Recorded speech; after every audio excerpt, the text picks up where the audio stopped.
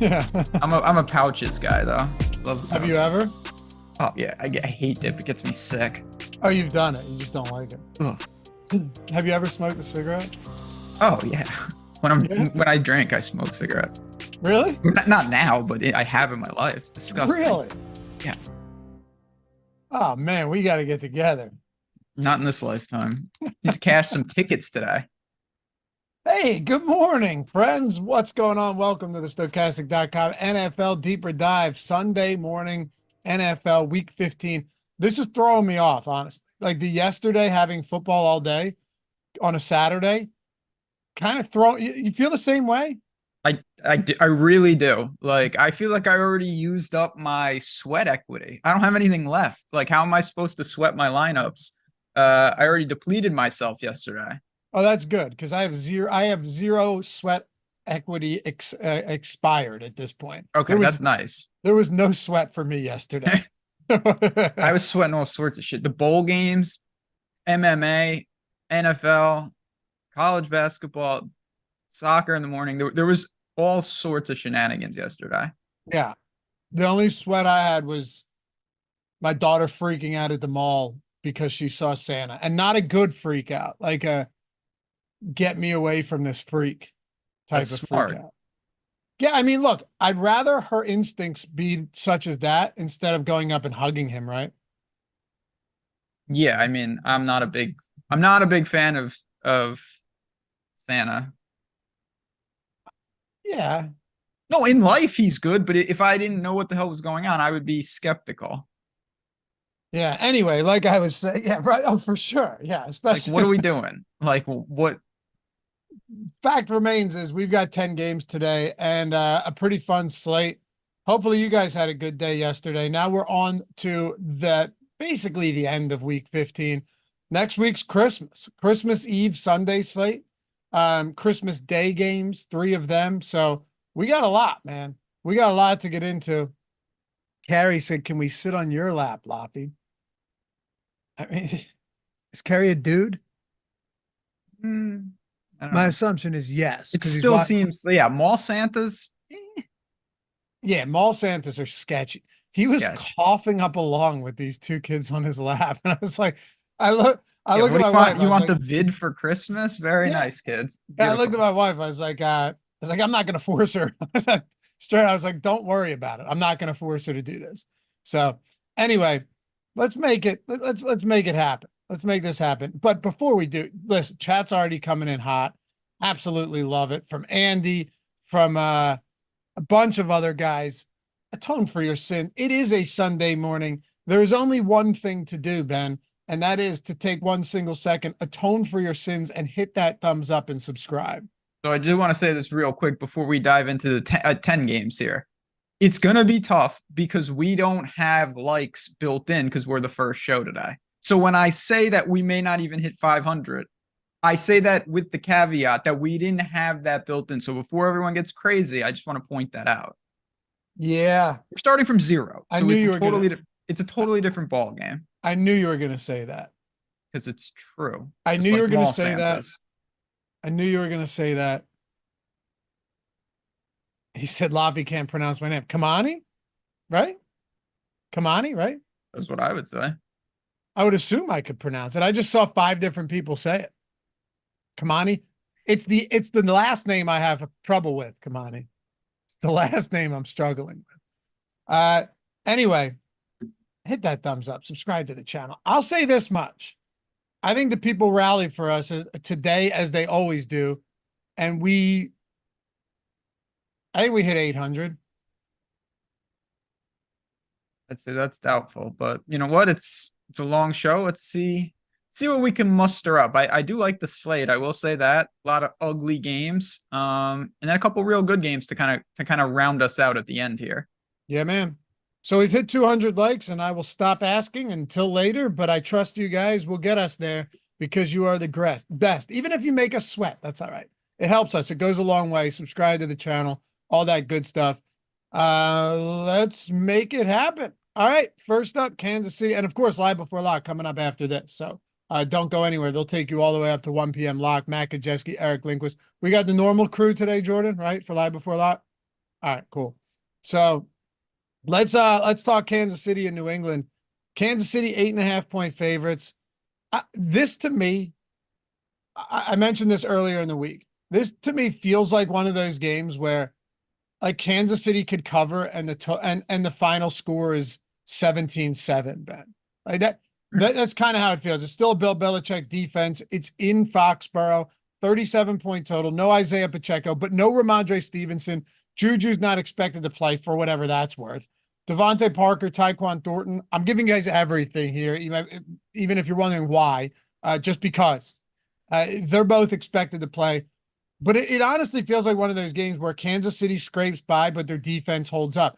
Let's not ignore, and we're going to get to Ezekiel Elliott. Don't worry, because of that workload we saw last week with Stevenson. Now, let's not ignore the fact, though, that Kansas City losing these games, it's not the defense. Like, the offense has struggled. You had the Kadarius Toney thing. By the way, you saw Andy Reid get fined $100,000 and Patrick Mahomes fined $50K as well. You were a little fired up about them on the Tuesday First Look show. Yeah, I mean, it just, again, just particularly Mahomes. I really didn't like it, and he apologized. With Josh Allen, that was just a stupid thing. Josh Allen's lost more important games than that. It was all class, but they move on, and they are a sizable favorite against New England. And I do think actually for a pretty bad total game, I ran the Sims before this show, and I looked at line lineups. Some of these Patriots are popping up in a pretty big way, actually. I was a little surprised. Yeah, they're cheap. They have no other weapons. It's a tough matchup, though. There's no doubt about it. And they have a low implied total. I mean, I don't know what it is exactly. You may know off the top of your head, but 8.5-point dogs in a 37 total game. Yeah, I mean, that's like 14. Yeah, I mean, that's low. Yeah. But let's get into it. Super chat first. And by the way, Nicholas Lynn just gifted 10 stochastic memberships. You're the man, brother. Appreciate you. See, people atone in many ways here on a Sunday morning where they should be elsewhere, but they're watching football content because, well, September through February, that's what we do. That's what we must do. And I'm sure we'll be forgiven. Goody with a $20 super chat, my man. Thank you, Goody. Before we get too far into it, last week for me had obvious fades in Zach Moss and Clyde Edwards-Helaire. Yeah, for me on Helaire. Not for me, Moss was not an obvious fade. I still had a lot. Trying to decide if I enter 20 into the Millie Maker. Any obvious chalk fades this week? First off, Moss finally got it going yesterday and then got hurt. I saw, believe me. I not faded, but I was definitely underweight on Clyde Edwards-Helaire, and I went overweight on McKinnon. And it wasn't a huge difference, but I got lucky. Like I'm very much, I'm fine saying I got lucky because the workload was still shifted heavy in Clyde Edwards-Helaire favor. It was just McKinnon got into the end zone. So we can talk about it. Are there any fades that you have? It's a great question, not just for him, but for everybody to kick the show off. Any very obvious fades that you have going into this slate, or guys that you think are just overowned and you want to be underweight on? Because that's a little different. That I think is more important.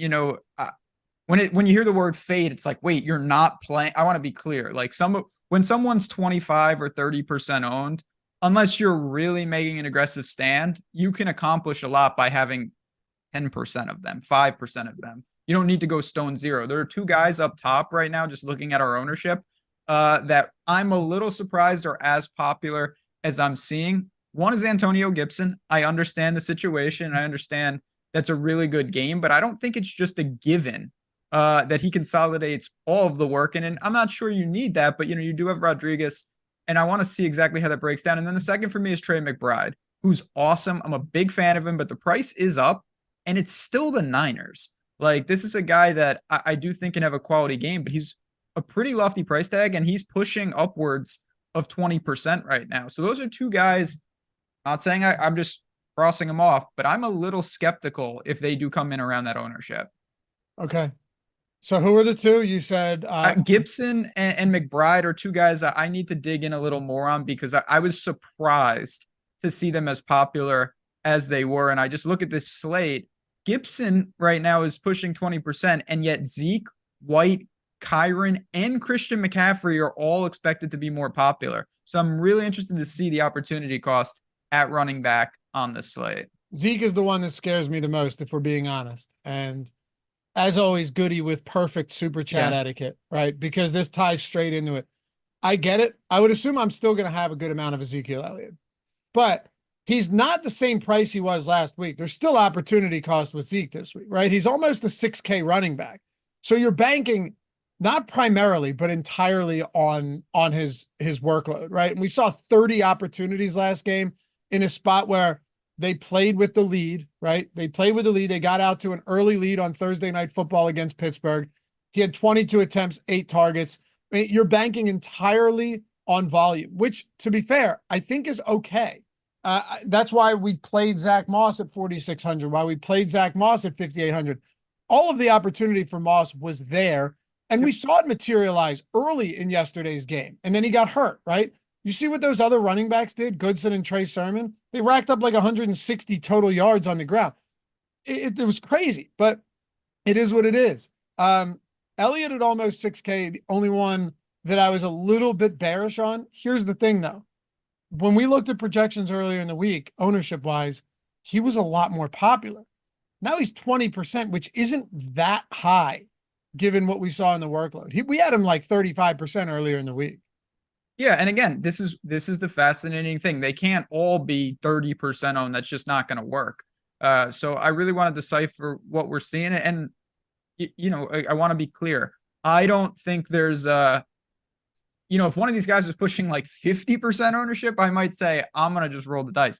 But I think they're all pretty reasonably owned. And for that reason, I'll probably have more nuanced takes, particularly with the running back pool. And in this game with Zeke, I do think Zeke is playable. Going to have him in the pool, and he's going to need to get it done on the targets because I think the rest of it's going to be pretty ugly. Humboldt asks, Loughy, is there a promo for the Sims package going on? Not right now, man.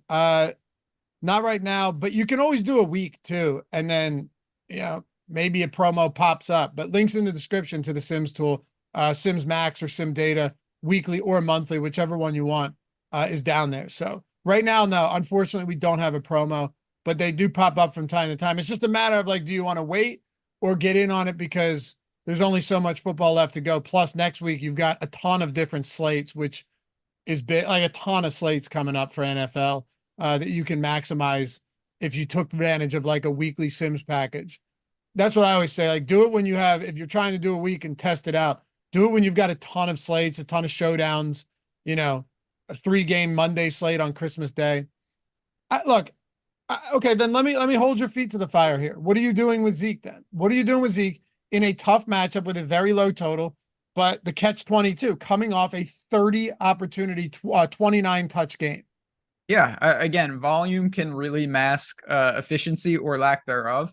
So I'm comfortable with Zeke. I really am. I'm playing him where he comes up and fits, not going crazy. I think he's just appropriately priced. And I do think with the Chiefs defense, they may limit his touchdown equity, but I don't think they can limit, those are very, very easy targets. And even last week, you saw 8 targets, 7 catches for 72. Like, he has a built-in floor. Now, for the ceiling, he has to score.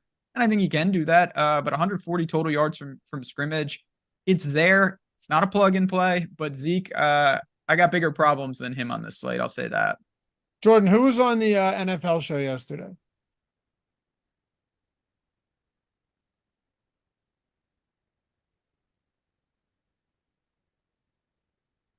Okay, because someone said, where's the guy that said Minnesota D was going to fold Cincinnati yesterday? I just assumed it was going to be Eric. I would assume it was too, just because he's a huge Vikings fan. Yeah. I don't know. I get people that is one fascinating thing. I get, not just me, I'm sure you get that too. Like, I get takes from all sorts of people that are not me. People be like, I get tweets that are just like, man, you were awful on NBA Live before lock last night. LeBron cooked. And it's just like, A, that's not me. And B, I don't even know what you're talking about. Yeah, but I get somewhere. It's like, thanks so much, dude. I won 10 grand yesterday. Well, yeah, but those I'm like, no problem, my man. Happy to hear it. And it's just clearly not me in the video. You don't even do that sport? No, nope. Yeah, it's NHL Bing. It's just like, okay. Like, I'm going to tell everybody to follow you. All right. So wide receivers then for the Patriots. Looks like the issue that I have is it's like Bailey. I don't take much away from last week. Okay. That first things first. I don't take much away from the Patriots last week against the Steelers. If you want to make the argument that they have extended rest, fine, go for it. But this is still a team that, even with Juju Smith-Schuster doubtful, it's Devontae Parker, it's Demario Douglas. They're cheap. I mean, that's the one argument that you could make. They're cheap. They might have to throw.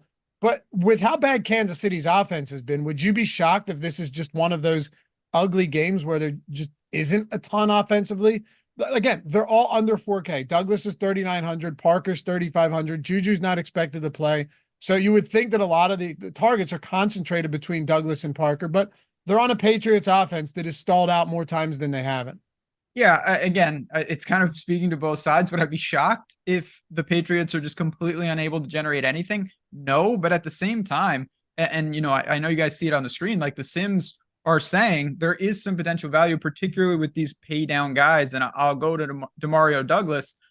First of all, it's a concussion, so there should be no limitation, should be good to go. They get him involved in a lot of ways. You know, before he got hurt, he had 25 targets over those last 3 games, 32 over the last 4. The targets are there. The floor is there. He's a pretty explosive player. So I actually am comfortable with him. I'm not sure I'm looking to deploy like Zappy stacks or anything. I know it's on the screen, but I'm fine with a one-off from the Patriots. Okay. I'm fine with one-offs as well. I don't want to be super overexposed to them, though. I feel like I'd be more comfortable if my exposures were like a mix of Douglas and Parker and not just heavily overweight on one of them and underweight on another one, because I don't really have confidence in either of them. I put Zeke in that category, honestly. Would you? Yeah.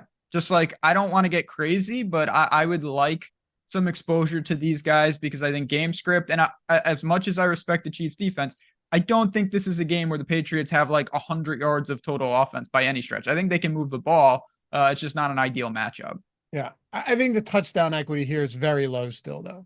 Definitely low, but it's not as big a deal when you're talking about one touchdown is getting any of these guys there, basically. Are you going to Clyde Edwards-Helaire in this spot? No. Because while last week he was ineffective, right, or inefficient, 15 touches or 15 looks, 13 touches. He's up to 5K now, whereas last week he was 4,200. I think there's some arguments you could make on both sides here. I also don't think the Patriots defense is just going to lay down against the Chiefs at home. Bill Belichick, again, both of these teams' struggles have been largely the result of a struggling offense, right? Patriots too. Look at most of the recent games. Their defense hasn't just folded under pressure at all. So I kind of take a similar mindset for the running back position into this as I do with the other side. You got 45% snaps from McKinnon, 48% from Clyde Edwards-Helaire last week. It seems like a pretty clean split down the middle as far as snap share goes. I'm not enamored with the backfield for the Chiefs this week. No, I don't really want to make that type of hero call. There's too many running backs in too many good situations for me to try to decipher that. It's clear that one of them can consolidate more than a 50-50 time split. And to me, it's also clear that it's impossible to know which one. I'll keep it simple here. You've got Travis Kelce as a luxury spend. If I can go get him, I would love to have him in lineups. And then you've got Rashee Rice and Mahomes if you're looking for stack type things. I don't have much else for the Chiefs. It's going to be some passing attacks, and that's about it.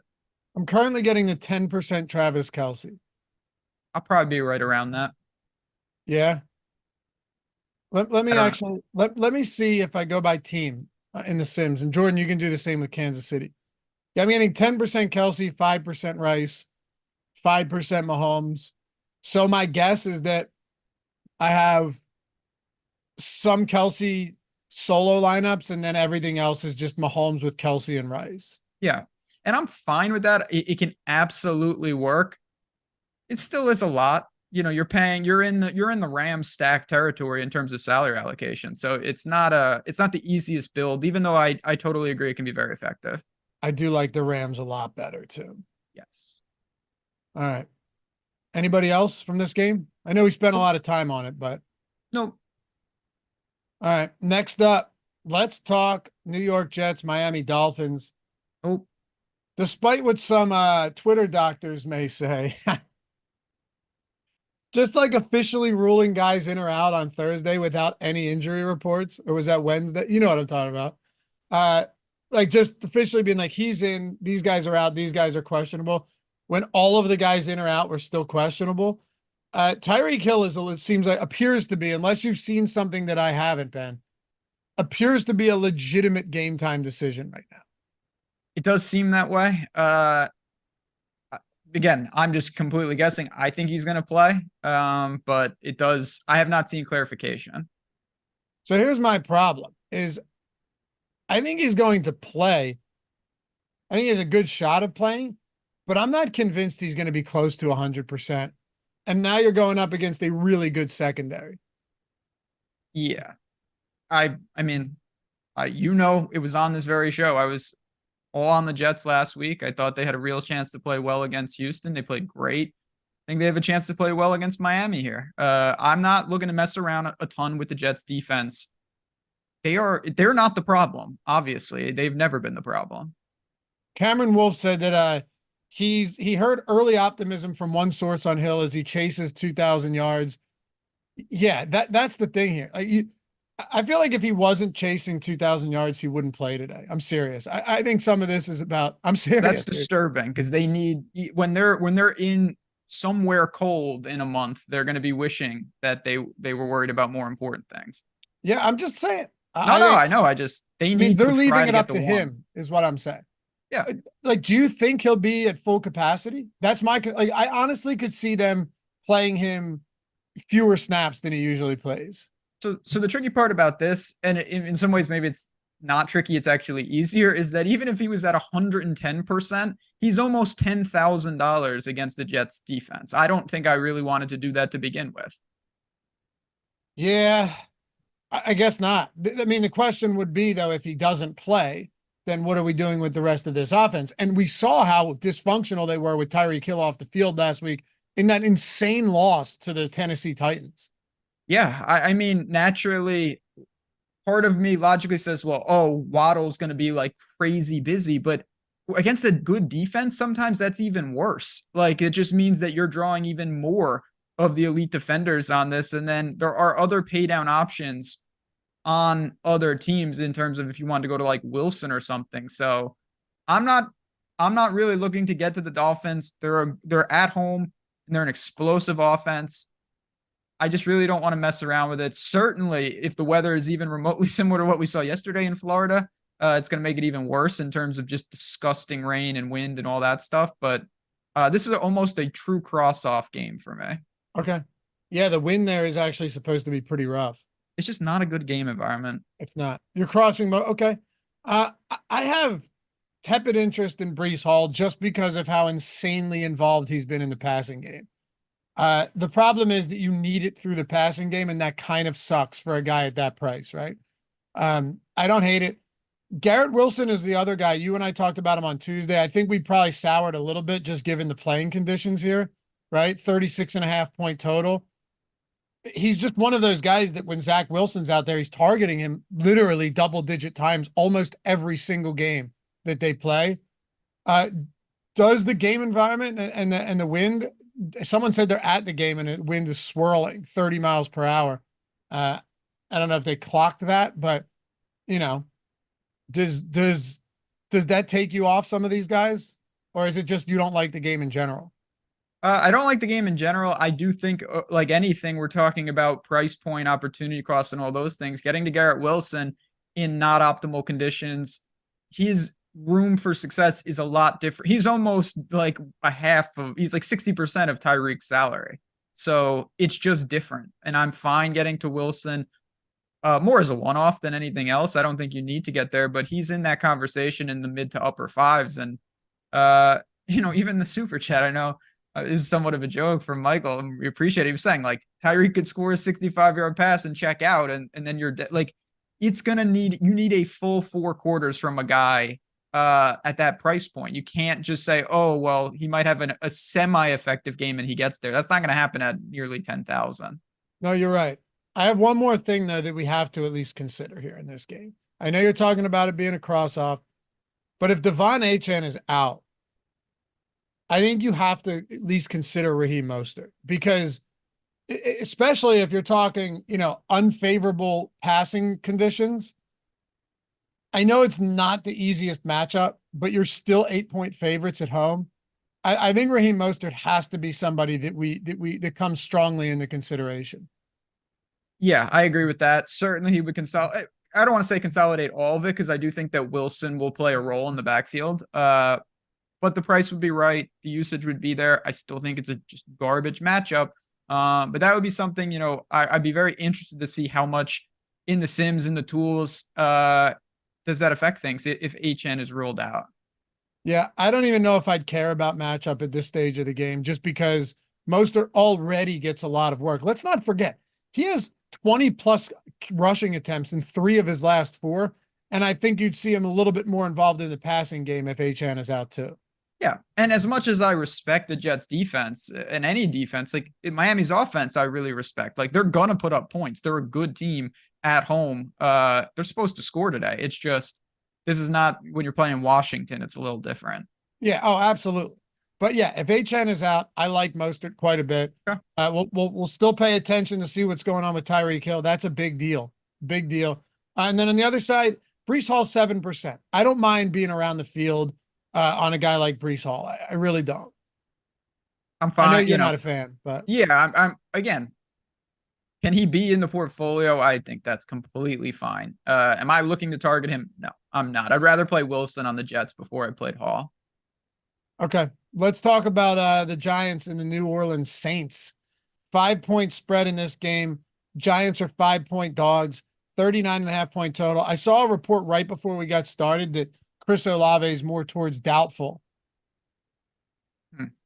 Yeah. Really? Okay. Let's see.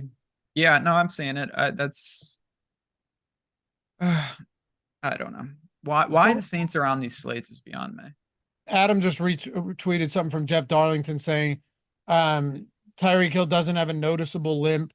Straight line speed isn't as much of an issue, I'm told, as his ability to make cuts. Well, that makes sense. Pre-game warm-up to determine his status coming shortly. All right, so we'll know. That's a good thing. We'll know. We'll have the inactive report while you and I are still on this show. We'll know, but we won't know. That's the tricky thing. It's not a concussion, What do you mean? Like he could be active, and that might mean he's hobbled. Well, I mean, if he's inactive, we'll definitely know. That would provide a little clarity if he's inactive. Yes. That's also why we have live before lock. Live before lock will take us a long way for this for sure. But if Chris Olave sits, now you're looking at a situation where, all right, sure, you get Rashid Shaheed back. That's good. Michael Thomas is on the IR. And then if Olave sits, the issue becomes now that Taysom Hill doesn't have an injury designation. He is going to play. Last week, we saw Alvin Kamara disappoint for sure.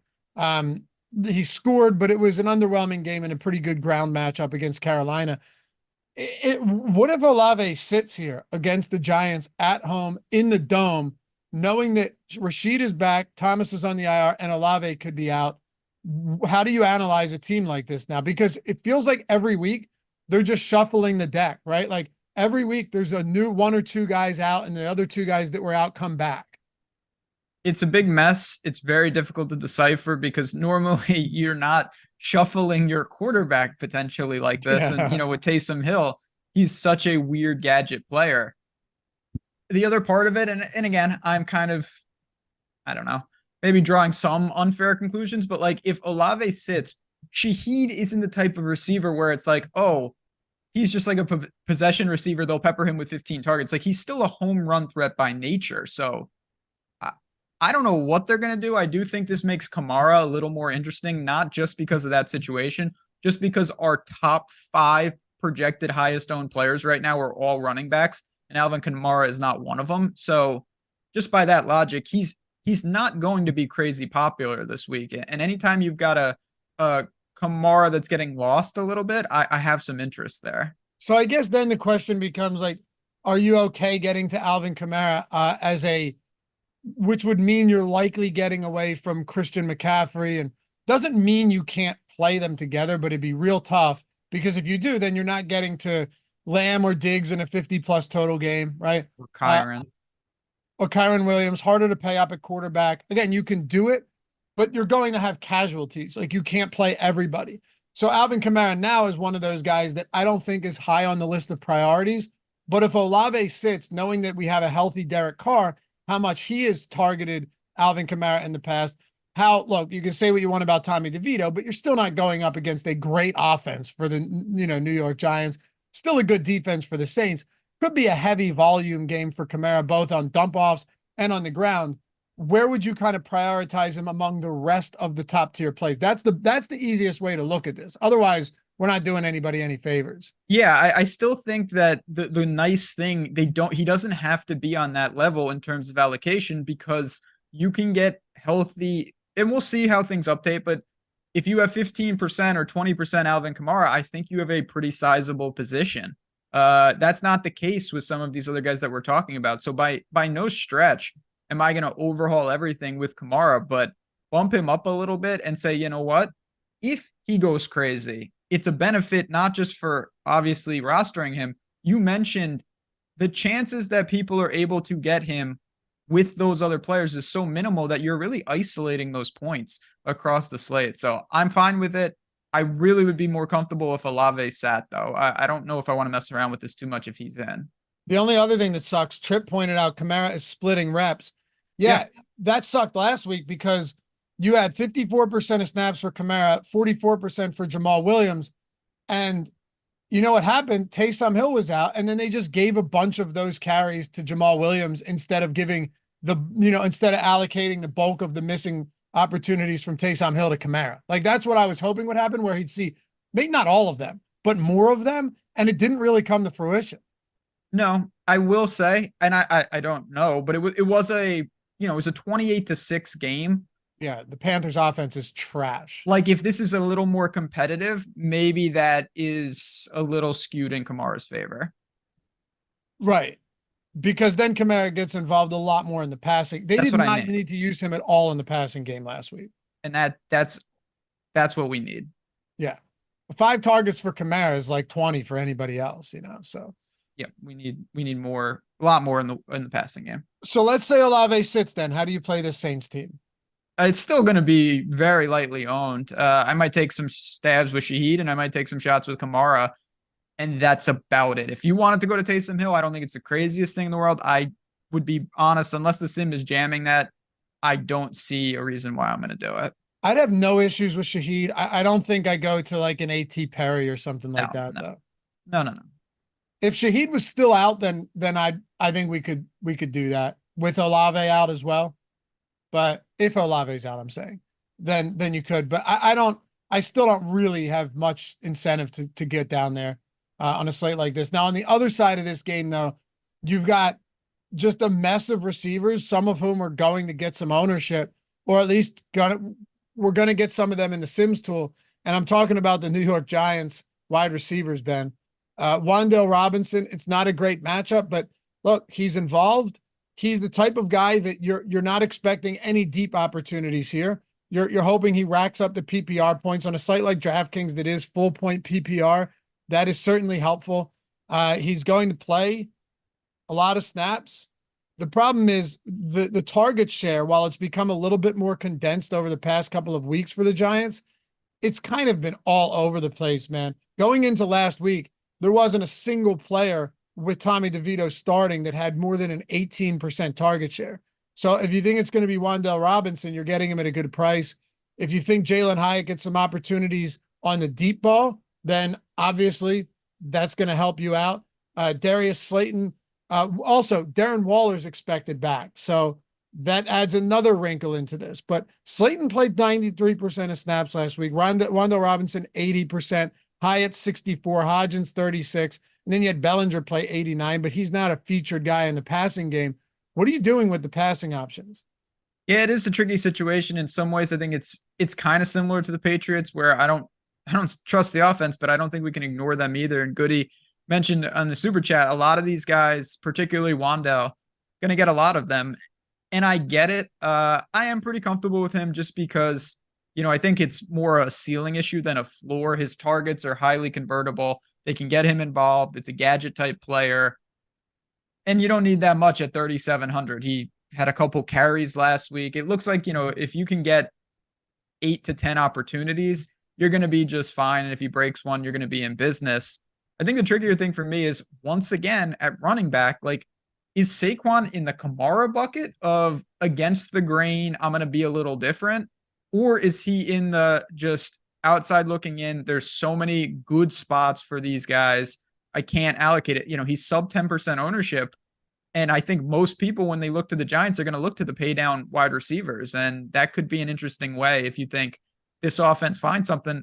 I'm not ruling Saquon out by any stretch. I think he's a sneaky tournament play this week. It feels like Saquon Barkley is, I may have mentioned it to you earlier in the week, he's Kyren Williams on a worse offense in a worse matchup. I think that's pretty fair. Like, I know the volume hasn't been as much, but he's still going to be on the field for 90% of snaps if the game is close, right? Yeah. Like, he's getting all of the work. And if they have success, he's still by far the most, like, goal line rep, all that stuff is in his favor. Yeah. I don't know. I'm having a tough time with Barkley. He's 7,300, so he is a lot cheaper than Kamara. I understand where you're going, though, as far as ownership.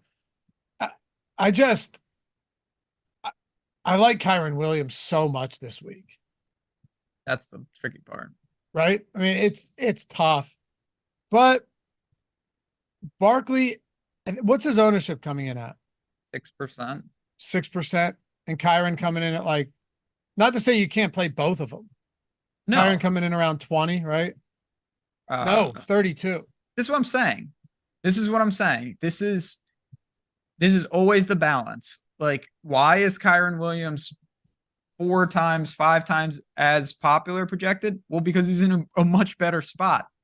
But where at some point that scale tips, if Kyren Williams was 60% owned and Saquon was 1% owned, obviously it would be a pretty easy case to make for the pivot. So I do think there is a case to be made for it.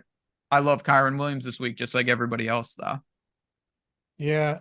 I tell you what, if ownership is that different on, like, Wandale and Slayton's cheaper, and Slayton played almost the entire game last week, do you not think that he's just a good pivot on a bad offense?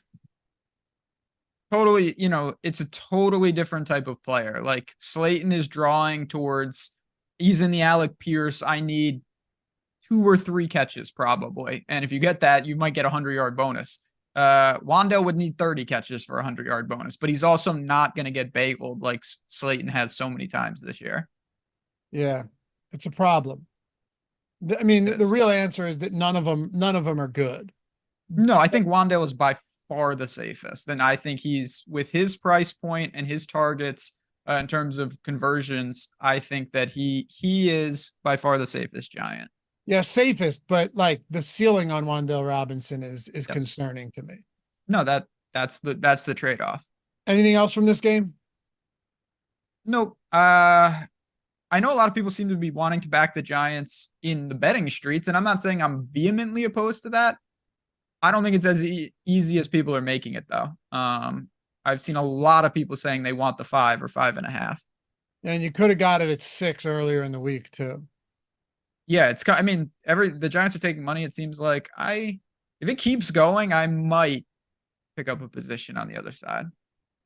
All right. Hey, let's get on to the next game. Before we do, though, guys, as always, OwnersBox.com, sponsor of the Deeper Dive.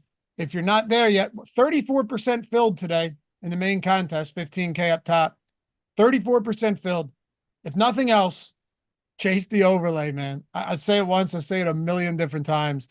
It's 34% filled, and we have what, like a little more than 2 hours until lock.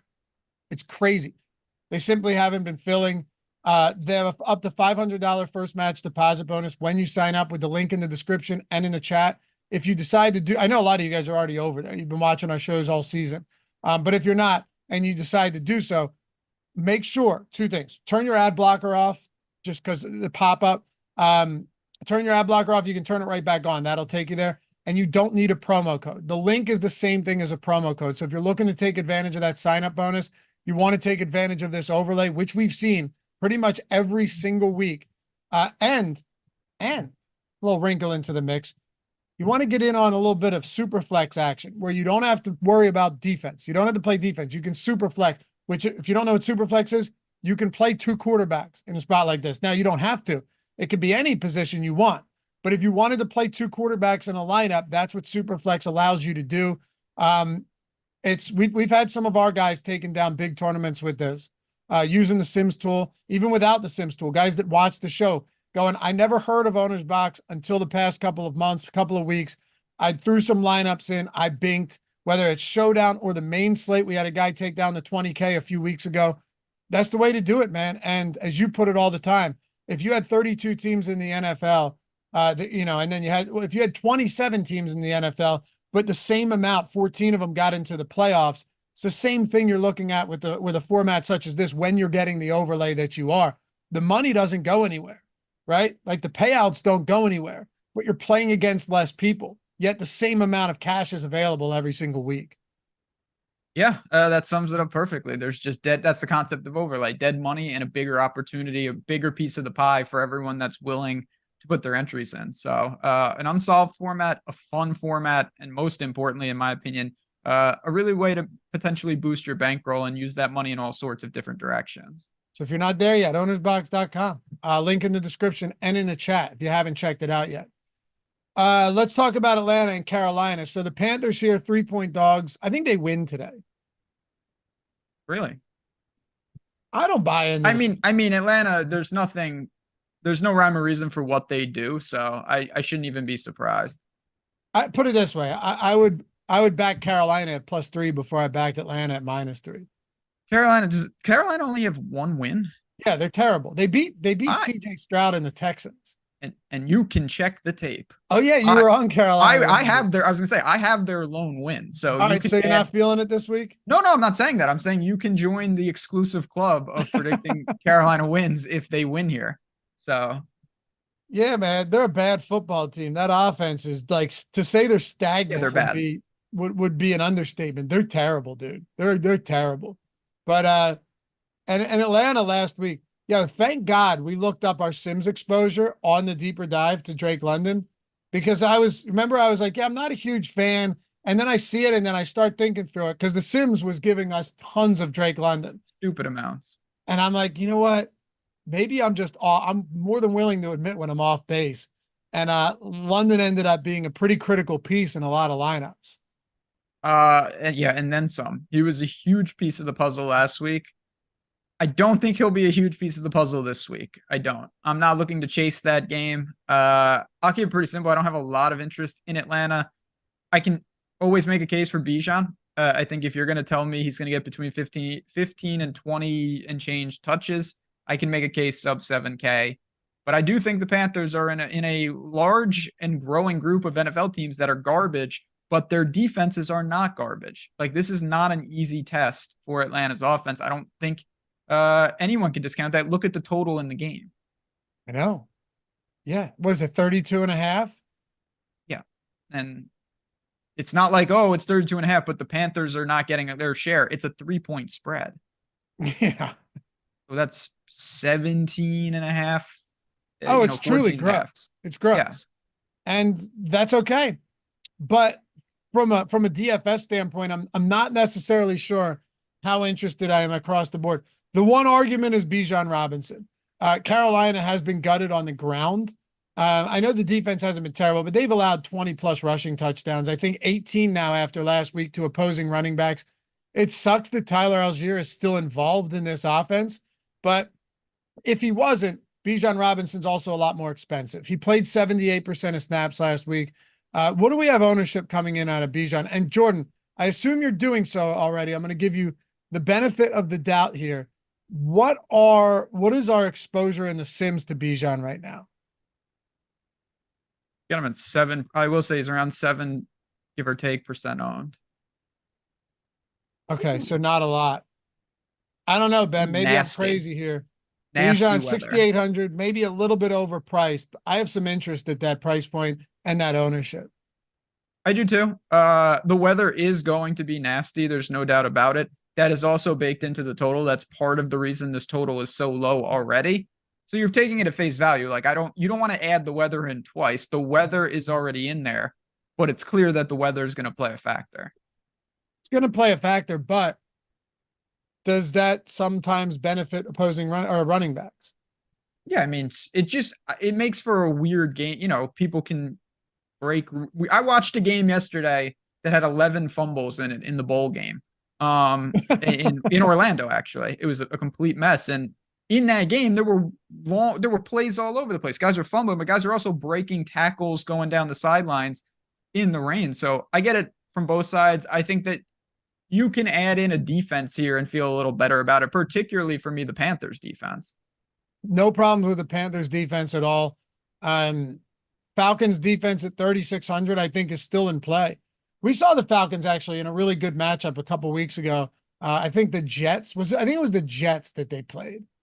And who I don't remember, but Falcons defense, I'm pretty sure, was optimal just a couple weeks ago. Yeah, I mean, again, it was the Jets.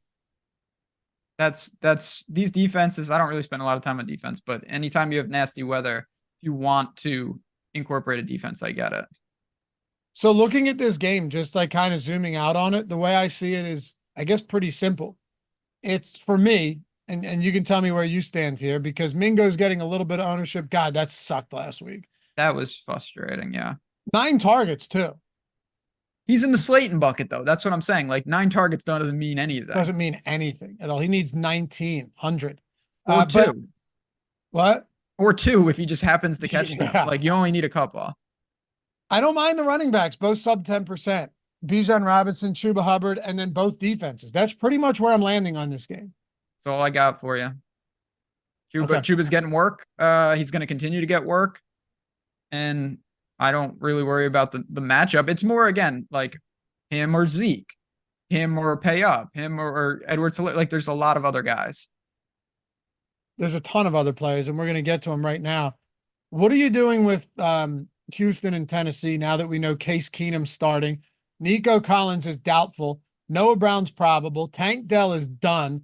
They're only 3.5 point dogs against Tennessee. Will Levis coming off that big, prime time win over Tua Tagovailoa and the Miami Dolphins in Miami. They're essentially healthy in Tennessee outside of Nick Westbrook-Akina being questionable. But with Houston, it's tough, man. I suppose you could make the argument that, a Noah Brown gets a lot of volume now because Robert Woods, sure, he's had a game or two, but he's not what he once was. And Collins and Tank Dell being the two guys that have, been the engine behind this Houston team all season with CJ Stroud. This put it this way. This offense looks a lot more like it did last year than it did this year. Do you get to any Noah Brown? Do you get to any pass catchers here that we think could be viable? Again, by the way, Tennessee, we call them a pass funnel defense. They've allowed like the 3rd fewest passing touchdowns all year. Yeah, I mean, some of that I think is just these scripts, but they're bad. They caught a ridiculous nice stretch. Good credit to them for winning that miraculous game, and now they should win here. I don't have a lot of interest in Houston. I was behind on Houston stacks for quite a while to begin with. And now it's such a tough ask. I think Case Keenum is capable. There's no doubt about it, but I still don't really want to mess around with this. So I don't have much for you on Houston, and I wasn't getting much in the Sims. Yeah. I mean, look, we saw Nick Mullins do it. We've seen Jake Browning do it. We've seen a lot of you don't just write them up. We just saw Aiden O'Connell and company drop 63 on the Chargers. This guy's got, again, and this isn't this guy's unknown and we saw these other guys can do it. He's a starter. He knows what he's doing. I just don't think it's the best. This is a far cry from Nico Dell, Noah Brown. God. It's just not the same. Right. He doesn't even have top pass catching options. That's what I mean. It's not, we're just swapping in Keenum for Stroud. But yeah, Case Keenum started 64 games in his career. Yeah, I mean, I'm almost certain, was the quarterback for one of the top 5 craziest plays I've ever seen when Diggs scored to win that game. Yeah. You and I were together when the Eagles beat the Vikings. The next week. I'm still sick from that. Yeah, we were at Connor's house in California. Yes, that's right. And you ended up winning that tournament. Wasn't it a showdown? It was a 2-game, and Gronk got a concussion. It was them, and it was a 2-game Eagles, Vikings, Jaguars, Patriots, I want to say. Jaguars, Patriots. Yeah. That was the game who was the Jags coach at the time, decided to like let off the gas. Remember, Sounds they had a about great right. defense. They were up big over the Patriots going into halftime, and he let off the gas, and the Patriots came back and beat them. Yeah, Sounds all too typical. that was back where showdown slates you had to play an individual defensive I player. remember that. Wild times. Yes. Dude, I swore you won with the Eagles. I swore you won Like with the Patrick Eagles. Robinson. Yeah. Yeah, it might have been that. Yeah, vaguely. Anyway, whatever. Anyway, just simpler But times. what was I even talking about at this? Oh We yeah, were talking about Case Keenum Case being Keenum went alive. 11-3 that year in the regular season as a starter. Yeah. So Yeah, yeah, he can play. it's just not the best spot. And then you're going, all right, Dalton Schultz almost 5K, Noah Brown, Robert Woods. Robert Woods is the highest owned player right now, according to our ownership projections, 4.5% for Houston. I think honestly, I'll be honest. I think it's fine at 4,200. I really So do. do I. I think So he's do I. totally fine. I would But have at the no. same, Go ahead. sorry. I was gonna say, I think it's fine, but if I don't have Robert Woods today, I'm not gonna worry about it. No. Of course not. I just mean like if we're considering, and I know that they are a little bit cheaper, but if we're considering Patriots pass catchers with Bailey Zappi against a very good Kansas City secondary, I think we'd be doing everybody a disservice just completely writing this off. Like if you go, oh yeah, you could maybe play Demario Douglas or Devontae. Oh yeah, you could play Wan'Dale Robinson, one of those guys. Again, I know they're a little bit less expensive, but still, like, all right, Case Keenum has shown that he can at least move the ball a little bit, and no Nico Collins, no Tank Dell, assuming Collins is out. You got to throw somewhere. And Yeah. Tennessee's run defense is elite. Again, especially if I'm gonna kind of open it up a little bit. If you get to the other side, that's even more of an extension is maybe attaching a Woods. Because like I don't think that Levis and Hopkins and even Chig is a bad stack. I'm exploring some of that stuff. We saw it in a crazy game against Miami, but at home here, I think they can have some success. And, you've got Henry and Spears in that backfield, but I'm focusing on those pass catchers. I don't think you just rule them out today. In fact, I think you can play them. They're going to try and throw the football. There's Yeah. no doubt. Yeah. And by the way, no one's talking up Keenum, Mark. We're just saying, like, I'm not talking Keenum up as a stack, by the way. I'm talking Keenum up as could be competent enough to get a cheap wide receiver where we need him to be. That's all. Yeah. I mean, what is he, even if he sucks, like, can he get you, if he has 200 yards passing, which again, if you want the best gauge to this, just go to OddShopper and in the search bar, go to Case Keenum and you can quickly and easily get the prop for him. Yeah, his passing yards prop is 190. So if he has 190, which, again, that's where the line is, Robert Woods can coexist in that, and he could have a real shitty game overall. And I think that's very possible. You still an OddShopper? Yeah. Yep. Pull up just Case Keenum and what are his touchdown props? To throw a passing touchdown over a half a touchdown is minus 190. That's yeah. I thought it would be either that or just like big plus money on under 1.5. Yeah, I mean that is also, if you go under 1.5 passing touchdowns, it's like minus 350. Okay. Oh wow. So, okay.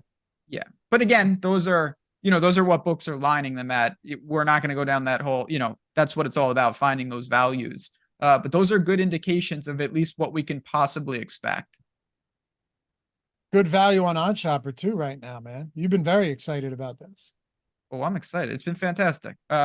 If someone mentioned, did you see the comments in chat talking about the Discord and the community? Discord? I mean, first of all, the Discord is exploding. It's true. We're seeing so many new people in there. And it's because we combine the package. For people that don't know, we used to have our tools and then our Discord and then our picks all separate. And there were so many people that said, I've been seeing you guys on YouTube. I want to kind of check out the tools, but I don't know if I want to have two packages. Oh, I love your tools, but I don't get to talk to anybody.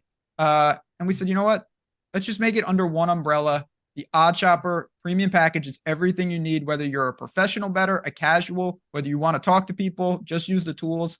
It is there for you. The link just got thrown in chat. I couldn't be more excited. I've been spending a ton of time in our Discord, having fun, and I've been getting just really, really cool messages of people saying it's my first week.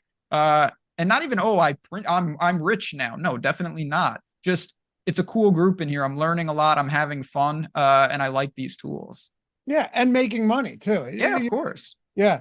The expert picks page too on OddShopper, which is all of it's included. It's $1.60 a day. I got one up there right now. Cooper Kupp over 72.5 receiving yards today. Yeah, he's going to be busy. I 90% of my prop bets, and this is just how the market is. You have a video about this, are unders, but every so often you find an over that you feel good about, and that's one of them. Well, this was good value. This was good value. The sharp books have it a lot higher than this with juice on the over, and I'm okay with it, man. I'm looking, it pulled up good on OddShopper. You guys I think you guys will love it, by the way. Like, I know we're here for DFS, but these are the same. They're married, DFS and betting are married. And plus you're here to make money, if nothing else. So check it out. All the plus EV tools using the market against itself, which is just, that's the way betting is going to trend. And we're trying to be ahead of the curve on that. But also, like we said, the picks page, the Discord, a real community of people that love doing this shit as much as you do and we do. Check it out. Link in the description for OddShopper and in chat. And if you ever have any questions on any of this stuff, my DMs are open. You can always find ways to hit Ben up as well. So yeah, that's right at the top of the description and in chat. All right.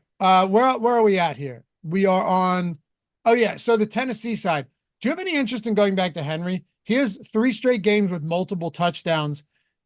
He is, dude, I tweeted this last year, right? You'll appreciate this. So I tweeted this last year. Let me find it.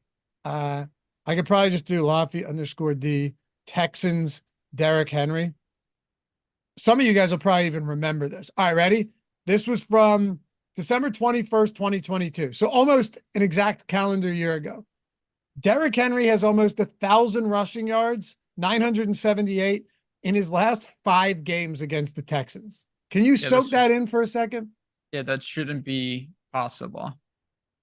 Now, of course, these teams change. So it is what it is. And I don't go into any spot being like, oh, he crushes this specific team.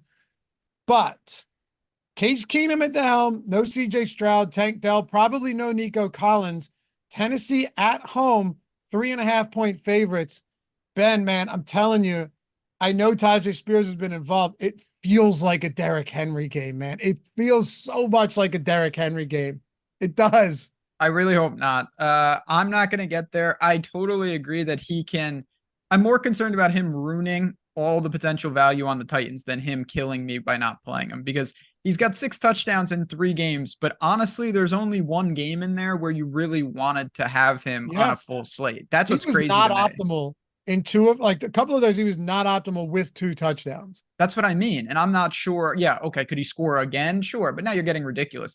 If you think that, just go to the betting markets and bet him for 3 touchdowns. Like, why are you building that into your DFS lineup? Oh, that's interesting. You know what I mean? Like, if you have a very leveraged position like that, why would you incorporate that into a team-oriented thing? Just isolate it and try to take your shot. I'm not doing that because I don't believe that. If Henry beats me, he beats me. He's a great player. I think he's not at the height of his powers anymore. I'm more concerned about the passing attack. To score 2+ touchdowns, plus 450. To score 3+ touchdowns, plus 1,800. 18-1 on FanDuel. FanDuel's where you'll get the best odds here. 18-1. I would rather do that than play him. Do it. No. No. I'm going to bet no. Minus 40,000. And then I'm just going to say 1-0 today, like a lot of people do. Yeah, well, 10-0 run. Yeah. 10 fire emojis. Well, dude, those ladder, it's like those ladder challenges that are all over Twitter where people take 6 legs at like minus 600 each, get them to even money. I saw some of them recently that are nuts. They were taking Tyrese Maxey 20+ points at minus 650 and throwing it into a 6-leg parlay to get to even money. Yeah, please don't do that. And also don't. You know how many things can go wrong when you're taking massive favorites and parlaying them into 6 legs to get back to plus 105, plus 100, even money? Yeah, a lot of things. And what'll happen, you'll go 5 of 6 all the time and you'll be like, oh, I lost the minus 800 leg. Well, yeah, they were all minus 800. So obviously you feel like you got jobbed, but you didn't. But But yeah, you can do that. I'm more focused on Hopkins and I will say, Jake sub 3K. I know he was on a short slate, but he's getting some work. I'm fine with that. At a pretty weak tight end position. I'm getting a lot of him, by the way. Yeah, I'm on board with that. I'm getting a lot of Chig. Plus, let's not overlook the fact that on Saturday, that a lot of the big time tight ends like Hawkinson and Laporta coming off a 3 touchdown game, they're not on this slate. Yeah, it's a weak position today. What was the Thursday night game again? It was the Chargers and the Raiders. Oh yes. don't even, just let's not. Yeah. I'm getting a good amount of Chig Okonkwo. I may do a little manual boost on Derrick Henry, see if I can get a bit, but like you said, I'm not going to be worried if I don't have him. It does feel like I'm just saying it now, guys. Do it this as you please. You know that, look, it's a free show. You don't have to take any of this. I'm just giving thoughts out there. God, it feels like a Derrick Henry matchup. It feels like a Derrick Henry game. It really fucking does. That would be unfortunate. I mean, like I said, it's Derrick Henry. You know what you're getting into. I'm not doing it though. Deep position, I think I can get away with it. I hear you. You can get away with it, obviously. Also, that range is it's just that range that I'm struggling with. I feel like I can get killed on it because like Derrick Henry, Bijan Robinson, Raheem Mostert if HN is out, Rashad White. Damn, dude, all of these guys have that like in the tank, right? They all have it in the tank. And I have a feeling a lot of people just aren't going to be getting to as much of that range today. That range feels like it's lower owned than it usually would be. They're not. You can tell that from the ownership projections because everyone is either going to get Kyren and McCaffrey, or they're going for the most parts, salary saving with Zeke or Gibson. It's isolating and cannibalizing the 6K running backs. Fred Nolan just DM me, said, fucking hell, I'm loading up on Henry. There's nothing worse than Henry FOMO. God, that is so true though. Is there a player out there that like the fear of missing out, or just when you miss out, you go, well, it was luck because he doesn't catch passes. I mean, he's been the most polarizing, expensive player in probably since you and I started doing shows together in 2018, 27. Like, you know what I mean? It feels like every year this is the case. Yep. I think Debo is like that in a different type of way. Sure. Because Debo, it's just like, well, he only touches the ball 6 times. How could he get 30? But it doesn't matter. It seems to not matter at times. He's unbelievable. The difference to me is Debo's my favorite player in the league. I just love him as a player. But yeah, Derrick Henry's a polarizing guy because touchdowns are inherently fluky at times. They're also, look, it's a worse blocking offensive line for the Titans this year. Can't overlook that. They actually have a good pass catching running back now. They used to use some other guys, but none of them were particularly good, right? Tajay Spears is a guy they like to utilize. Just saying, feels like a Henry game. Don't come at my neck when it isn't, but it feels like one. Okay. Anything else here? Chig, any DeAndre Hopkins, any other thoughts on Tennessee? No, I think they're a pretty good team at home. If you can find 3 in the betting markets, I don't mind betting them. Wow, dude. Hurts just got downgraded to questionable after his sickness worsened overnight. Oh, you heard David Carr. That's a good opportunity for you to get your best quarterback in there. Yeah, God. Oh, all right. Anyway, want to move on to the next game? Yeah, let's do it. Some of these games we'll whip through, so we'll be just fine. Oh, we're fine. Chicago and Cleveland. I've actually seen a lot of talk in chat, comments at me on Twitter. By the way, at Loughy_D, LOUGHY_D. If you're not over there yet, and Jazzraz DFS for Ben, talking about, hey, what do you think of Chicago? I've seen some questions. One of them directed towards you earlier in chat about Jerome Ford here against Chicago. Joe Flacco just got paid. Who would have thought we'd be saying that in 2023? It's crazy though, man, because he's thrown 44 and 45 passes in 2 starts with Cleveland. You said there's no way that's going to happen 2 weeks ago. And I don't think you were wrong to think that, right? No. I'm not saying like, hey man, you were way off.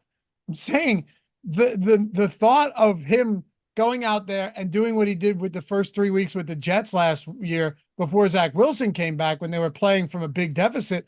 You didn't think that was going to be the case, but now he's thrown 44 and 44 times in back-to-back games. One of those, which against Jacksonville, they played with the lead for 60 straight minutes, man. But it can't happen. It can't happen 3 weeks in a row. Yes, it can. Oh yeah, yes, it can. Oh, why not? I'm Chicago kidding. has a good run defense too. And dude, if Nick Chubb was, I know you're kind of being facetious, but I don't know if you are. If Nick Chubb was still in this offense, I'd be saying the same thing. I think they can keep throwing the football. They definitely can. I do think, though, there's a chance, not like a 1% chance, that we're going to zoom out and say, wow, there was a 2-week blip with the Browns defense that devolved the entire team. They gave up 36 points to the Rams. Then they gave up 27 points to the Jags. I know you mentioned they played with the lead, but the Browns not that long ago were winning games like 12-4 somehow. That doesn't even make sense, but it was true. Like, I don't know if every game needs to go like this. Then in a home matchup against Chicago, I really don't know if it needs to go like that. So yes, I get it. A couple things have changed though. Flacco's price has come up slowly as we knew it would adjust. And two, I don't think he's just a lock to throw 40 plus times every single week. Why are you shitting on this Bears team, man? This offense looks okay. Please. I hated them forever, and it continues this morning. Smart. Yeah, it's true. Maybe I will like the likes. I'll triple reverse it, and then they'll keep Fields. Guy's running for his life out there. I don't know what to do with him. I'll be honest. He's been awesome. We know the upside. We know he's got an alpha who's banged up, but apparently he's good to go in DJ Moore.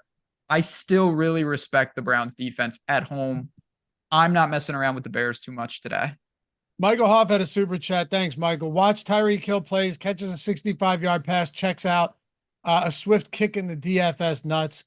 Yeah, but he's going to need more. He's going to need 2 of those. That's what I mean. That's the thing about Hill today is he's going to need a lot, because there's other good, game atmospheres, high scoring environments with great wide receivers, some good mid-range wide receivers. I mean, what would you, at that price point, you need at least 30 from Tyreek Hill, right? Like at least. Yeah. I mean, it all depends on I'm injecting my own thinking into how the slate goes. And I think 25 from Hill at that price won't get you there. Oh. Goody. We answered that one already. Bobby with a super chat. Kyler or Love for season-long playoffs? Kyler or Love? I'd probably go Jordan Love here. So Jordan Love. Yeah, Jordan Love against the Bucks. We'll get to that game in a minute. Yeah, at home. Kyler, 12-point dog. Like, they're going to have to throw. He's going to have to try and run, but that's a great defense. They're a buzzsaw right now, the Niners. Olave's out. Okay. I think, yeah, that seemed to be the case. Any just final thoughts on that? No, it solidifies what we already talked about. Kamara and Shaheed are going to be names that are going to get a boost in ownership and a boost in interest. By the way, we crushed 500 likes. I told you it would be easy work. I'm at 226 on my. You got to refresh. We're at 537. I don't have to do anything. I'm gonna cash my ticket here at 226. You're gonna ask DraftKings for a refund. Yeah, say I don't know. My side 226. I think 800's in play. The people may make us sweat, but they rally in the end. We need 263 likes. We have 3,200 people hanging out with us this fine Sunday morning. That's not only doable, but it's probable. Likely. Yeah. Isaiah likely. Okay. Well, we'll say. All right. I don't know. I mean, for me, getting another 564 likes or 74 likes is going to be tough. I set it at 800, man. I'm being conservative here. Oh, I know. But we're only at 226, so that's a lot of likes in a short amount of time. Do you like anybody from Cleveland? Amari Cooper, David Njoku, backfield? So the backfield would have been interesting if Ford was ruled out. Looks like that's not the case. That renders Kareem Hunt unplayable, and I don't really want to get to Ford. It'd be like Cooper as a one-off. I think the Browns defense is my favorite play in the game, though. I don't mind Amari this week at that price point. I think he's a pretty decent play at that price point. I mean, going against Chicago, their defenses look better. Their pass rushes look better. But I still have faith that Amari Cooper is one of those guys in that low mid range that Yep. could give you the 12 target game from Joe Flacco, even if passing volume isn't insane. Yeah, I think that's more than reasonable. Again, it's one of those. If I land there in that upper fives, low six range, so be it. But I don't really care, to be honest. I wasn't getting a ton on the tools. Flacco gets another 75,000 if he wins today. That'll change his life, I'm sure. What are you doing with Chicago? Nothing. I get it because it's Fields and he's Fields and he can play against anybody, but this is a tough spot. I really respect the Browns defense, even though they've shown some cracks lately. Yeah. All right. So nothing for Chicago. No, I mean, outside of him and DJ Moore, there's not that much to talk about even to begin with. And Komet is usually an attachment for me rather than a one-off. I want to see what I'm getting in the Sims from this game in general. I'm not getting much from this game at all. Neither Jordan can throw it up as well. By the way, Jordan's been screen sharing our ownership, and you can pull our other tools up too, Jordan, for sure. For anybody watching today, look, we appreciate you guys hanging out with us. So no problem throwing some stuff up there. Obviously, you ever want to check out the tools, the Sims, the lineup generator, all of that. It's in the description and in chat. Just the tools have been crushing. They've been crushing for NBA for me too. And it's the first time in a long time I've been able to play NBA every night with like kids and a newborn and stuff. And like with late swap, 10 game slate. I'm dead in the water when I have to go up after a show or whatever and try and figure that out. I just run down a late swap, use the late swap tool for NBA, and I'm in business. So it's been pretty awesome for me personally. Someone whose time, I don't have as much of it as I did 3 years ago where I could just sit here all day. It's made a big difference, man. I mean, I can still do that and it makes a big difference for me. For sure. With no responsibility. No, I mean, it's awesome. There's nothing else to say. Also awesome. Jorge Manzo, his 10th super chat. I didn't even know YouTube did this. They give you a little icon. You see that thing? Really? Yeah, look at that. Yeah, look at that. That's pretty sick. I've never seen that before. Happy number 10, brother. Hey guys, looking for a favorite between Algier or Spears? Spears for me. What? It's Spears for me. I think that Spears actually has a real role in Tennessee. He does. It's Spears for me as well, but I'm not really enamored with either of them this week. But I think it has to be Spears. Yeah. Yes. It has to be. Yes. Because he's more involved in the passing game. It's also entirely possible that him and Algier see the same amount of rushing attempts, but Spears is more involved in the passing game. Feels like a Henry game, though. Anyway, let's talk about Tampa Bay and Green Bay. Remember, Eric and Matt coming up, hit on everything, taking you up to 1 p.m. kickoff. Tampa and Green Bay, Godwin's probable. That's the only bit of injury news there. I want to start with Green Bay, though, man. 42.5 point total here. So now it's flipped from what we've seen in previous weeks where A.J. Dillon is doubtful, Christian Watson's doubtful, but Aaron Jones is probable. Now, this is a team that looked dead in the water not long ago, but now, okay, so Detroit gets a win, but Minnesota loses in overtime yesterday, right? So what does that mean as far as the standings go? Well, the Packers are 6-7. They win this game, they go to 7-7. The NFC South is garbage. Someone has to win it, but nobody's better than 6-7 there. Behind the Niners in the NFC West, everyone is 6-7 or worse. So there's what? 4 teams in the league, 5 teams, sorry, that have a better record than 6-7 right now. Throw 6 in if you want to just include someone in the NFC South that has to win, Ben. What I'm saying, though, the Packers are in the thick of it.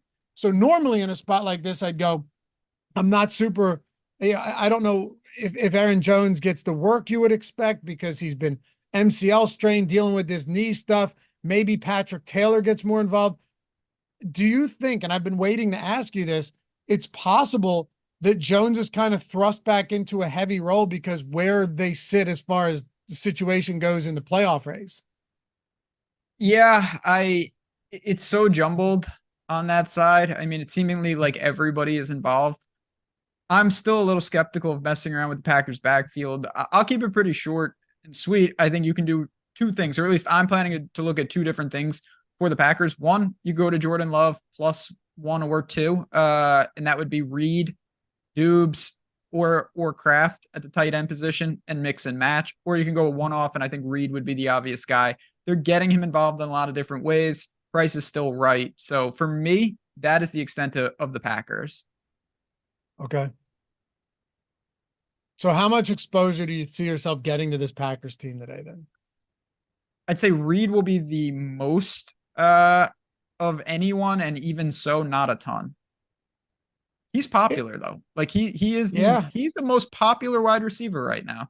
Yeah, after averaging 3 yards per reception last game, I'm not shocked.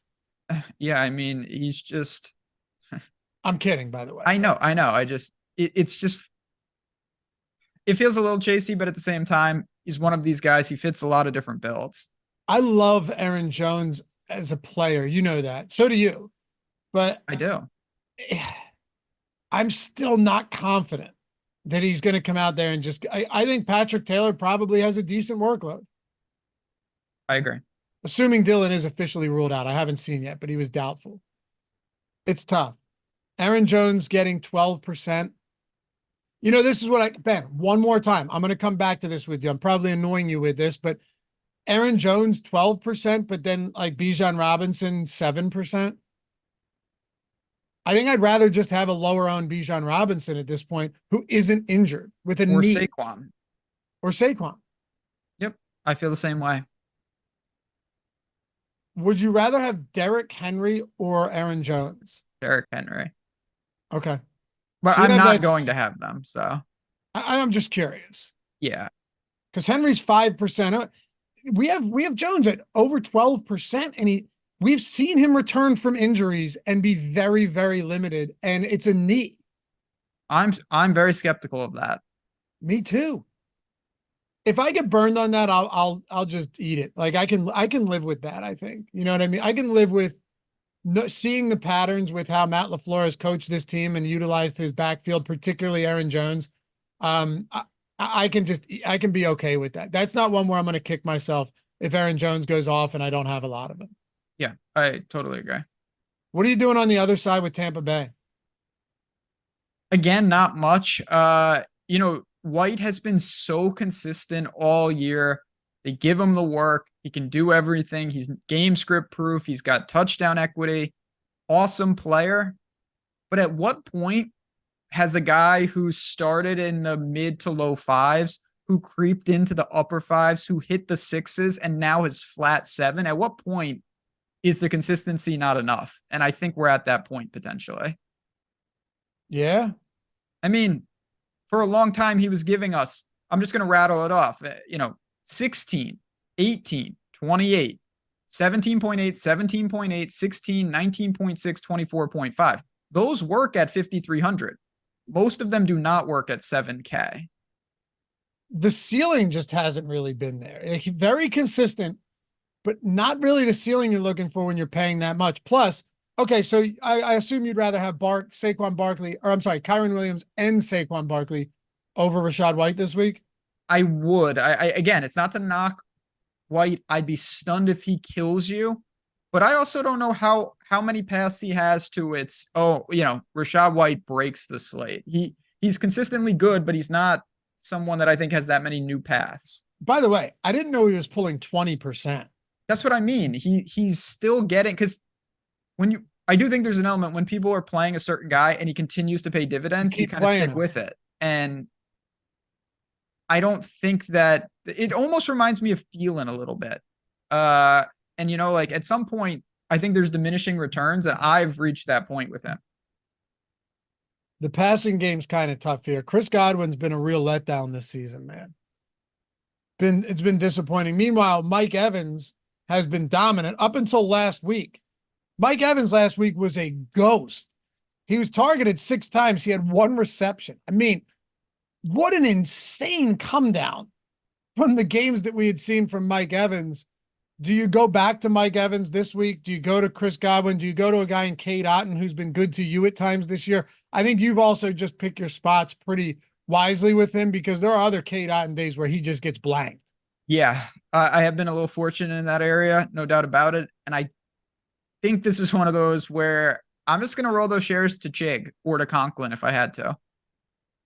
All right. Would you say there are any priorities in this game? Is it Jayden Reed for you? I don't think there's any priorities in this game. If there was a priority, it would definitely be Reed for me. Okay. And yeah, Rashad White, underweight, I assume, on Rashad White. Yes. Yeah. I know Chad thinks that that's crazy. If you think he continues to produce, then I don't think he gets it done. If you think he can keep elevating it to match his increased salary, then I obviously would play him. But great player. Really like him. Big fan of him. Don't love the spot here, though. I don't think it's crazy at all to say that. We were getting Rashad White at Yeah. 6,100, and that's a smash. But now he's up there with some of the other big dogs. Kyron Williams, is out there for 100% of snaps, basically. Not to say you can't play both, but now you're in the same neighborhood, in the same tier as other running backs who get the same workload as you and are more efficient. Yeah, I mean, 6,100, that was towards the end. We were getting him at like 5,300 Oh, for a yeah, while. yeah. Like, Yeah, absolutely. he's not 2K cheaper than Kyron. That's the problem. Now, you may be on a different site, but I'm talking about DraftKings. 2 games to go, right? 2 games? No, 3. But we're good. And we're going to crush 800 likes. I told you it was coming, man. 31 till we get there. San Fran and Arizona. This one's kind of simple for me. And I'm not trying to just be like flippant with this analysis. Play San Francisco. You don't say. I mean, what I mean is you want to get the Brock Purdy, McCaffrey, Debo lineups, Brock Purdy, Ayuk, Debo, even Kittle lineups. Kittle's 5% owned. I know that Arizona has been good against tight ends this year. I can't pretend that means all that much to me against this San Francisco offense. San Francisco, right now, 12-point favorites on the road. They're just crushing opponents left and right, good or bad. No weather concerns, obviously, in a spot like this. I don't want to read too far into this, and I don't want to overthink the process when it comes to San Francisco. Any San Francisco I end up getting, I'm going to be fine with it. It's very simple in that regard. And honestly, it's simple in both ways. I don't know how you decipher. 1 week it's Kittle, 1 week it's Debo, 1 week it's Ayuk. It's always McCaffrey. Purdy steers the ship, and that's how they operate. They're fantastic plays. You can't get them all because the salary won't work. But if you get some San Francisco in there, you're not going to regret it. The average salary is very lofty for the stack, but we've seen time and time again, when you can hang 40 as an offense, that takes care of most of it. And by the way, look at the Sims results as far as exposure in the Sims run that Jordan did producing the show. A ton of McCaffrey, a lot of Ayuk, a lot of Purdy, still a decent amount of a double-digit Debo Samuel exposure, and then around the field on George Kittle. Again, works for me, Ben. Yeah. Yeah, I feel the same way. I am a little bit the Trey McBride ownership at that price. You mentioned it right at the top of the show when Goody hit us with that super chat. That's a lot of ownership at north of 5K. I mean, yeah, he's going to get in. He's going to be involved for sure. He's good too. Ever since Zach Ertz went down, we knew. Actually, matter of fact, before Zach Ertz went down, I was telling you guys that Trey McBride, even if Zach Ertz didn't get hurt or whatever happened with him, Trey McBride would have been. He was already trending upwards significantly. And now he's the guy. But 5,200 against San Francisco, the hope here is that they're playing with a huge deficit and they just throw a ton and he gets there by volume alone. He's not cheap anymore. No, not at all. Now, I do think that that's a reasonable path, and he's a super talented player. Like, I think he's a legitimate tight end in this range. I just worry about the matchup, and I do worry about the opportunity cost. Goody hit us with a super chat again. Appreciate the etiquette as always, and it was talking about double tight end. Can we still do that? I think you can, but I'm not sure McBride's going to be in there. If you want to go crazy and go like, Laporta Hawkinson yesterday was a combo I tried out. Kittle Kelsey, or even one strong 1 week like Chig and Kelsey. You can definitely do that with the value at a particular wide receiver. I'm just not sure that McBride factors in. Not saying I need to bagel him, but I'm not getting over the field. That's for sure. Yeah, it's a good way to look at it. We're seeing exposure. We're seeing ownership to Arizona. Not crazy, but like 7% to Michael Wilson, 6% to Marquise Brown. I'm wondering how much of this is just like because of the run backs in a popular San Francisco stack, right? I would rather play McBride alone than tie him to the Niners. just to get away from that. Because the only way you can isolate his ownership is that way. If he's so popular, it's all going to be concentrated around like Debo and McCaffrey and probably even Purdy. And I'm not saying you can't do that, but for me, I'd rather try to separate it and hope for a weird game script. Any other interest in Arizona pass catchers or James Conner? Definitely not. Washington and the Rams. Brian Robinson's out. It's Antonio Gibson who's likely going to get a good amount of work here. Now the question just becomes, how much of him do you want to get to? Look, if there's one thing I can say about him is he is a pass catching back as well. And they've used him on the ground before Brian Robinson carved out a role in this offense. So would it shock me if Antonio Gibson does get a ton of work here and still, if they play behind, gets a lot? No, it wouldn't. I mean, Chris Rodriguez probably, I expect Chris Rodriguez to be used for sure. The only other concern I have is that they spread the ball around so much in the passing game. Logan Thomas, Terry McLaurin, Curtis Samuel, Jahan Dotson, that I don't know what the volume looks like for Antonio Gibson. I will say though, at 5,200 in a game that has a total as high as it does, and this total has climbed throughout the week and now capped off at 50, assuming it closes there. I get it, man. I get where you're coming from earlier. I still like Antonio Gibson because I expect him to be out there a lot, and I expect him to be out there on passing downs as well. And it's hard to ask for much more than that at a 5K price point. Tyreek's inactive. Son of a bitch. Inactive? Yeah. Oh man, the fantasy doctors, baby. I'm gonna have to turn in my fake doctor card too, because I really thought he was gonna play. Dude, these people just go out there and put lab coats on. Yeah, I mean, why not? We live in a society. Yeah, listen, Gibson, I said at the top of the show, I am concerned about him. Does that mean that I don't want any? No, I'd like to cover a base here and there, and he does grade out pretty well. He's just really going to have to make sure that he has a path, because I don't know if he gets the goal line work. I certainly think he'll factor into the target share, but he's not going to be guaranteed to be peppered.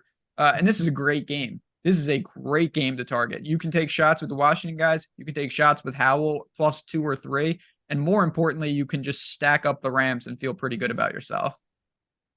I love the Rams in a game like this. Look, man, I've waited all season for something like this, talking about the Commanders' pass defense all year long. It's, even when we miss, it's fine because targeting the Commanders' defense has made us money this year. And I'll go back to the well this week. I'll go back to Puka Nacua. I'll go back to Cooper Kupp, Kyren Williams, all of them, Matthew Stafford. The only thing that sucks is I was really hoping that Tutu Atwell was going to play. If people were going to Wan'Dale Robinson and Demario Douglas and these guys, I would have gone to Tutu Atwell and just hope that he hauls in a deep target. So why not potentially go to Mr. Robinson? I like that spot. I think that he's a very interesting play as an attachment. He had 10 targets last week against Baltimore. Why not? With no Tutu? The main reason was because Tutu Atwell is tied for the team lead in deep targets, 20+ yards downfield. And Washington is really, really bad on deep balls. Now, they're bad everywhere defensively, but you're particularly bad on deep balls, even more so now that you get rid of Sweat, you get rid of Chase Young, and you can't even pressure the quarterback, right? So that is the biggest reason, was because Tutu Atwell is simply a speed guy, a deep threat. But I would go to some Robinson. Why not? I would go to some DeMarcus Robinson. Yeah, sure. I mean, I just think that the Rams stack, there's only one problem with it. It's really hard to do. And for that reason, Higbee and Robinson are going to factor in as attachments. We know that Kyren and Kupp and Nacua are just fire them up in any permutation. I love the stack. I think a lot of people do, and it's very obvious why, but it makes a ton of sense. For sure. For sure. All right. I'm going anywhere with I'm not at all opposed to the Cooper Kupp, Kyren Williams, no Stafford lineups, or the Kyren Williams, no Stafford lineups. I think that's very live to be good today. Almost anything with the Rams, I think, is seriously playable today. So any kind of iteration of a Rams exposure with, single, double, triple stacks, Yeah. 2 players without the Q, all of that. Yeah. Yeah, basically anything. The thing I would do the least of would be Cup Nakua, no Stafford. Yeah. I did that. I got a Sims lineup earlier in the year, and that was, I think, the best finish I've had this year was it can work. It's just it was in the spy. Yeah. It's like top 15 in the spy or something. It was Nakua and Cup without Stafford, which was wild. But that was also when Puka Nakua was, no, I'm sorry. I think it was Cooper Cup and Nakua. Maybe I don't even remember at this point. Can't even remember yesterday's slate. Well, I was gonna say, I feel like it was, but then I was gonna say it wasn't because that's so expensive at the time because Nakua's price had come up so much. But it was definitely 2 top receivers without the quarterback. But anyway, we talked about Gibson. What are you doing with the pass catchers from Washington? Terry McLaurin, I know they're coming off a bye. What a disaster that pre-bye game was. 0. I mean, getting blanked. How is this happening? How is that happening? I don't know. Danny just said, can you stack Kyron and Nakua and Stafford? Absolutely. Oh yeah, absolutely. Absolutely. You can stack Cup and Nakua and Kyron with Stafford if you really wanted to. Yeah, that says, I mean, you're allocating a ton, but like you can definitely go Stafford +3. You don't even need +2. You can get crazy there. I don't know. I have nothing. Washington is a complete dumpster fire, and when you deal with a team of that just mess, you get all sorts of stuff. Here we go. We've got passing attempts by Sam Howell starting in week 7. 42, 52, 45, 44, 45, 44. And then he had 23 against the Dolphins and they lost by 30 points. I don't know. I have no explanation for that. The reason that these guys can coexist is because their target share isn't high, but the volume is so much. A 15, 20% target share of a ton of passes is a ton of targets, and McLaurin needs those. Do I think he's unplayable? No. But I don't know how you roster him with any sort of confidence. Curtis Samuel and Logan Thomas are in the same bucket. And to an extent, I think Gibson's in the same bucket. Playable, but very scary. That is crazy passing volume for Sam Howell. Yeah, until they lose by 30 and then he just is at the bar putting out the vibes. Like, what are you doing? Throw it. It's just also the problem is that you can't, there's not a guy each week where you're like, he's going to get the most of the opportunities. It's just so spread out. Like Curtis Samuel on Thanksgiving you needed to have him. Yep. And there's really no rhyme or reason for it. They're one of these teams in a simplistic nature. If they're popular, any of their players, I think it's a potential fade. And if the guy's like 2% owned, I always have interest because on any given week, one of these guys can have 13 targets. You're right. All right.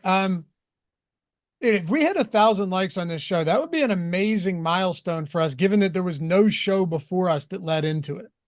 That would be very impressive, actually. Yes. We have 1 game to go. We're at 869. If we don't, it's all good. You guys, I'm not going to ask for more than we have, but I appreciate you. This stuff goes a long way for us too, as far as that pesky YouTube algorithm is concerned.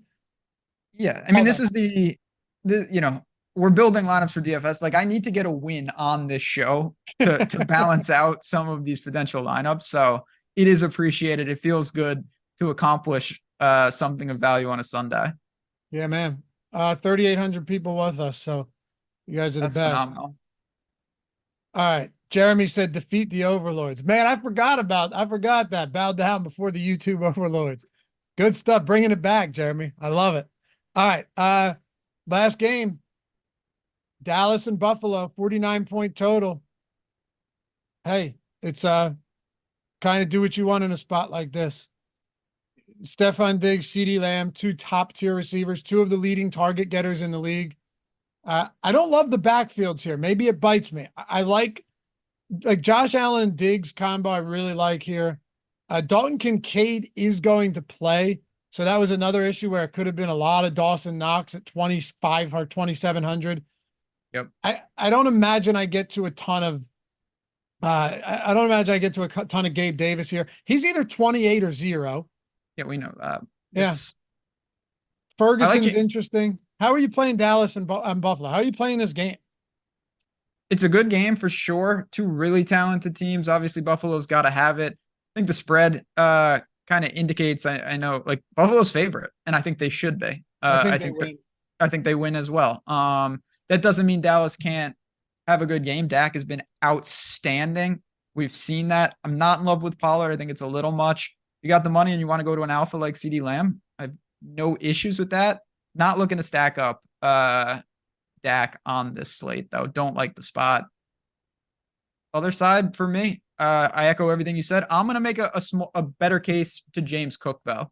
I think that James Cook can factor in. He's catching the ball. He's got double-digit carries in 4 straight games. Yeah, he had 10 against the Chiefs, but he had 5.8 per carry. If you're gonna give me around 15 total touches, I mean, how different is his log lately than a guy like Rachaad White? You know, he's been getting it done in numerous ways. I don't think he can be game script out, and he does occasionally catch a pass. Now I know when you get to the red zone, you got to deal with Josh Allen vulturing your touchdowns, and that hurts it. 4 touchdowns on the year, but he's still getting there at these price points. I think he's playable. Not my favorite, but definitely playable. Okay. And yeah, Dallas on the road. Dallas on the road. This could be a high scoring game. Absolutely. 49-point total. What's your favorite way to stack it? Oh, definitely Allen and Diggs, skinny. Allen stack, skinny stack with Diggs.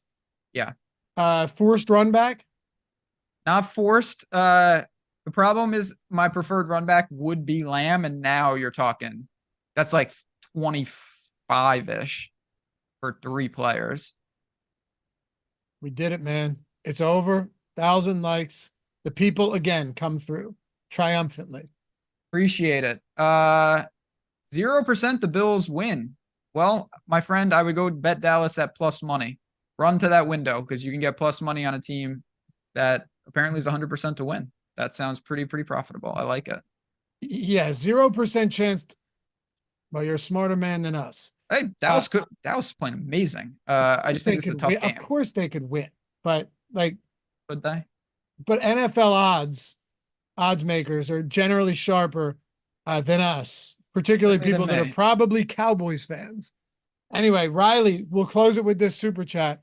Fantasy playoffs, Stafford, Lawrence, or Hal? It's Stafford for me. I got to go Stafford. It's Stafford. Hey, for real though, appreciate you guys. Best of luck today. Let's win some money. Ben and I'll revisit all of this. Tuesday's First Look show. Take a look on the podcast exclusive. If you're not in our podcast, follow Ben at JazzRaz DFS, me at Loughy_D. And remember, if you're not rocking the Stochastic Hall of Fame or the avatar yet, what are you doing, man? We've got $200 NFL or NBA, whatever package you want, whatever subscription you want. All you do, download the avatar. It's stochastic.com/avatar. Use it wherever it is you play. DraftKings, FanDuel, OwnersBox for that matter, where it's still 38% filled with an hour and like 20 minutes to go. Finish top 3 in a field of 5,000 or more. Tweet your wins to us. It's Stochastic HOF. Not only are you getting inducted into the Hall of Fame segment that we do once a week, enshrine all of the big wins, but also $200, up to $200. Any subscription you want is yours as long as you're rocking that avatar and you hit us on Twitter at Stochastic HOF. So Eric Lindquist, Matt Gajewski coming up now. Good luck today, guys. It's been real. Bye-bye. Well, it's only going to get realer. What's going on, everybody? Welcome to NFL Live Before Lock, presented by OwnersBox. I'm Eric Lindquist. You can follow me at Eric Lindquist over on the Twitter /X/ whatever Elon calls it. And then you can also go follow my buddy Matt Gajewski, Matt_Gajewski, king of the college football streets, smasher of tuna cans, and just a lovely human being overall. How you doing, my dude? I'm doing great, man. How are you? I was better until I had to do a million things to all of my lineups because there's a million things going on. Friend. Yep. You and everyone else. It's gonna be a wild one, that's for sure. But looking forward to talking through all the ins and outs of this slate. We go position by position, a little bit different than the last show, going game by game. But we always start with actives, and there are many to go through. I think the first one I want to start with is obviously Tyreek Hill. You're taking the most expensive wide receiver off the board. Wasn't the best spot going up against the Jets by any means, but he's been the most important skill position player besides maybe Christian McCaffrey in the entire National Football League. What the hell do we do with this news? I wasn't getting a lot of him before this, so the couple lineups I have, I will remove and put other players in. What about you? Did you have a lot of him? I feel like you're trolling me right now. You're trolling me, right? No, you asked what I'm doing. That's what I'm doing. I mean, who else are we going to be playing here? Because obviously Miami, the passing expectation, the target share has to go somewhere. Tyreek Hill gets infinity targets per game, and that's where I'm just trying to decide, like, how important is Jalen Waddle? How important is it to get to, some of these other randos that sit on the sidelines most of the time? Are we going to be looking at Ashcraft? Is there anything else that we can mine out of Miami for tournaments specifically? Because I think, just about everything on the Miami side is in play for me in a way that it wasn't before. Well, the game has a horrific total, which is now going to go down more. Waddle is probably a bit under projected, but still you deal with that horrible total. You don't know who's going to play a lot of the snaps. It's likely to be Cedric Wilson and Braxton Berrios, who are not focal points of the offense, but likely get some more targets, but still spread between the two of them. It's a team that never uses the tight end position, so Smythe maybe gets a couple extra targets. But I wasn't getting a lot of Tyreek Hill to begin with because the game is really bad. And you have McCaffrey, Kyron Williams, CeeDee Lamb. And it's not like Waddle is that much cheaper than those players to begin with. So it was an alternatives thing for me, and it remains that way. So that was better, though. That's what I was looking for. That was beautiful. Thank you. That's not what you asked me. But that's what... Let's talk about the New Orleans Saints, shall we? Because this is an interesting one, and I think maybe we can look at other options in the New Orleans passing game. Now, one guy who took a big vault for me personally, it looks like when we get everything updated here on our end, he is going to take a jump as well. Alvin Kamara, the Giants. Terrible. They're a terrible defense for sure. They can put up some points from time to time, but you know what they can also do? Give up points from time to time. Alvin Kamara, this target share goes up for him and 8,600 over on DraftKings. This isn't somebody that I thought was going to be in a large allotment of my lineups, but I'm sure the ownership's going to come up. But with no Chris Olave out there, I know Rashid Shaheed's going to get steamed, as he probably should. I know guys like, God forbid, Juwan Johnson, but A.T. Perry probably gets on the field a little bit more for me as well. But Alvin Kamara is the one that I feel the most confident, sees the largest increase to his target share. Do you have extra Alvin Kamara interest in the aftermath of Chris Olave being inactive? I could actually disagree with you. They don't play the same position, so I don't know why Kamara would play more. If anything, I think Taysom being active is more important to Kamara, and I think that is working against him. But Kamara's not lining up and playing wide receiver. They're going to use Lynn Bowden and A.T. Perry, and Kamara's already losing snaps to Jamal Williams, who's active, and now Taysom Hill squeezes him more. So, I think it's actually pretty risky to take Kamara today. Interesting. Well, I'm just talking about target share. Obviously, they play different positions. If I didn't know that, I probably wouldn't be on the and what show. I'm saying in relation to playing time is it's hard to get extra targets when you're playing less. Anyway, guys, hit the like button as we get our show started here. We got Jordan Klein producing. It's going to be a lovely, nifty little time. We're getting in the Christmas spirit next week. Matt and I will be doing this show together on Christmas Eve. That's lovely. Maybe we can have a Christmas miracle and not have an awkward silence at any point in that show. Although I find that to be Isaiah unlikely. How about that? Friends, let's get to it, shall we? Yeah, that kind of covers it for now. He has no time for games. I wasn't trying to play any games. I was trying to mine out information, and he gave us... We got there eventually. So these are okay things. Smash the like button as we begin at the quarterback position. We'll talk about OwnersBox a little bit later. We're going to utilize the lineup generator, the Sims. I'm going to be rebuilding a lot of lineups while we're on the show. Let us begin. Fight. Matthew Stafford, very, very popular here. But you know who's not popular?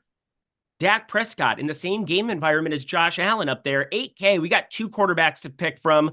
Tua, nobody's clicking on. I bet nobody clicks on him even further with no Tyreek Hill. Patrick Mahomes, 7,800. We have 4 quarterbacks sitting above 7K here. I find all of them fascinating for tournaments on different levels outside of Tua, who I don't think people are going to click on. Maybe it makes me want to click on him, but I doubt it.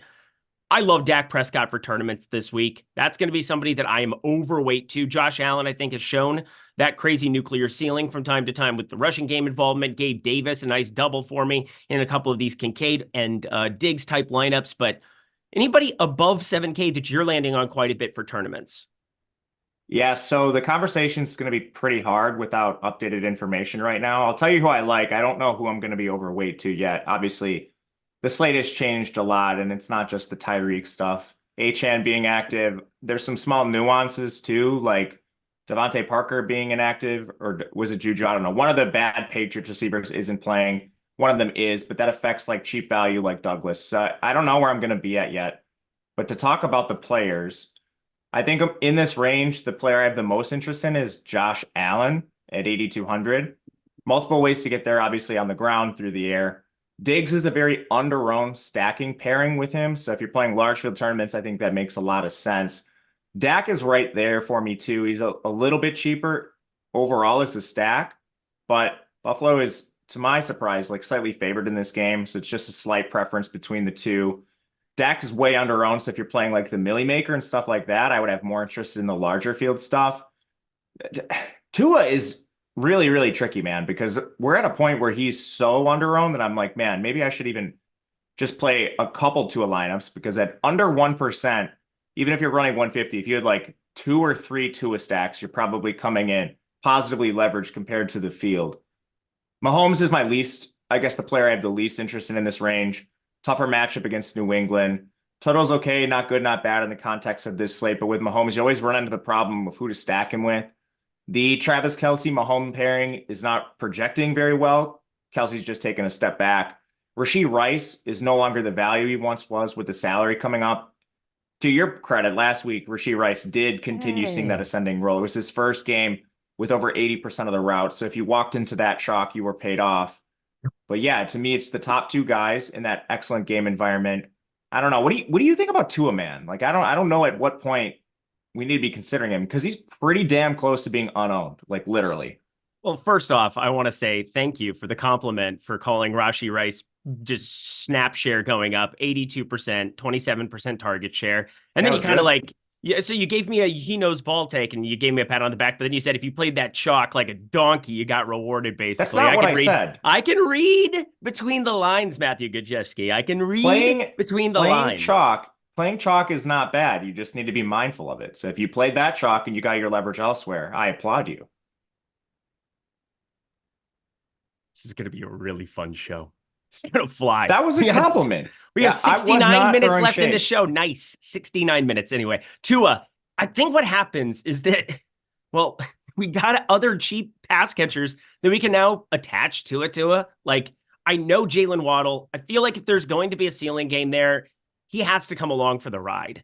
Devon Achane, he is confirmed very fast with the football in his hands, but like, you now have 3K wide receivers all over the place that we have to try to mine out maybe something here. Cedric Wilson, Braxton Berrios, River Craycraft. Those are the three that are all 3K flat. And it brings just, I mean, Tua isn't as expensive relative when you talk about doubling him there. Durham Smythe, though, Smythe me mighty Smither. It's going to be somebody at 2,500, complete punt at tight end. I think he makes sense to get to in tournaments as well.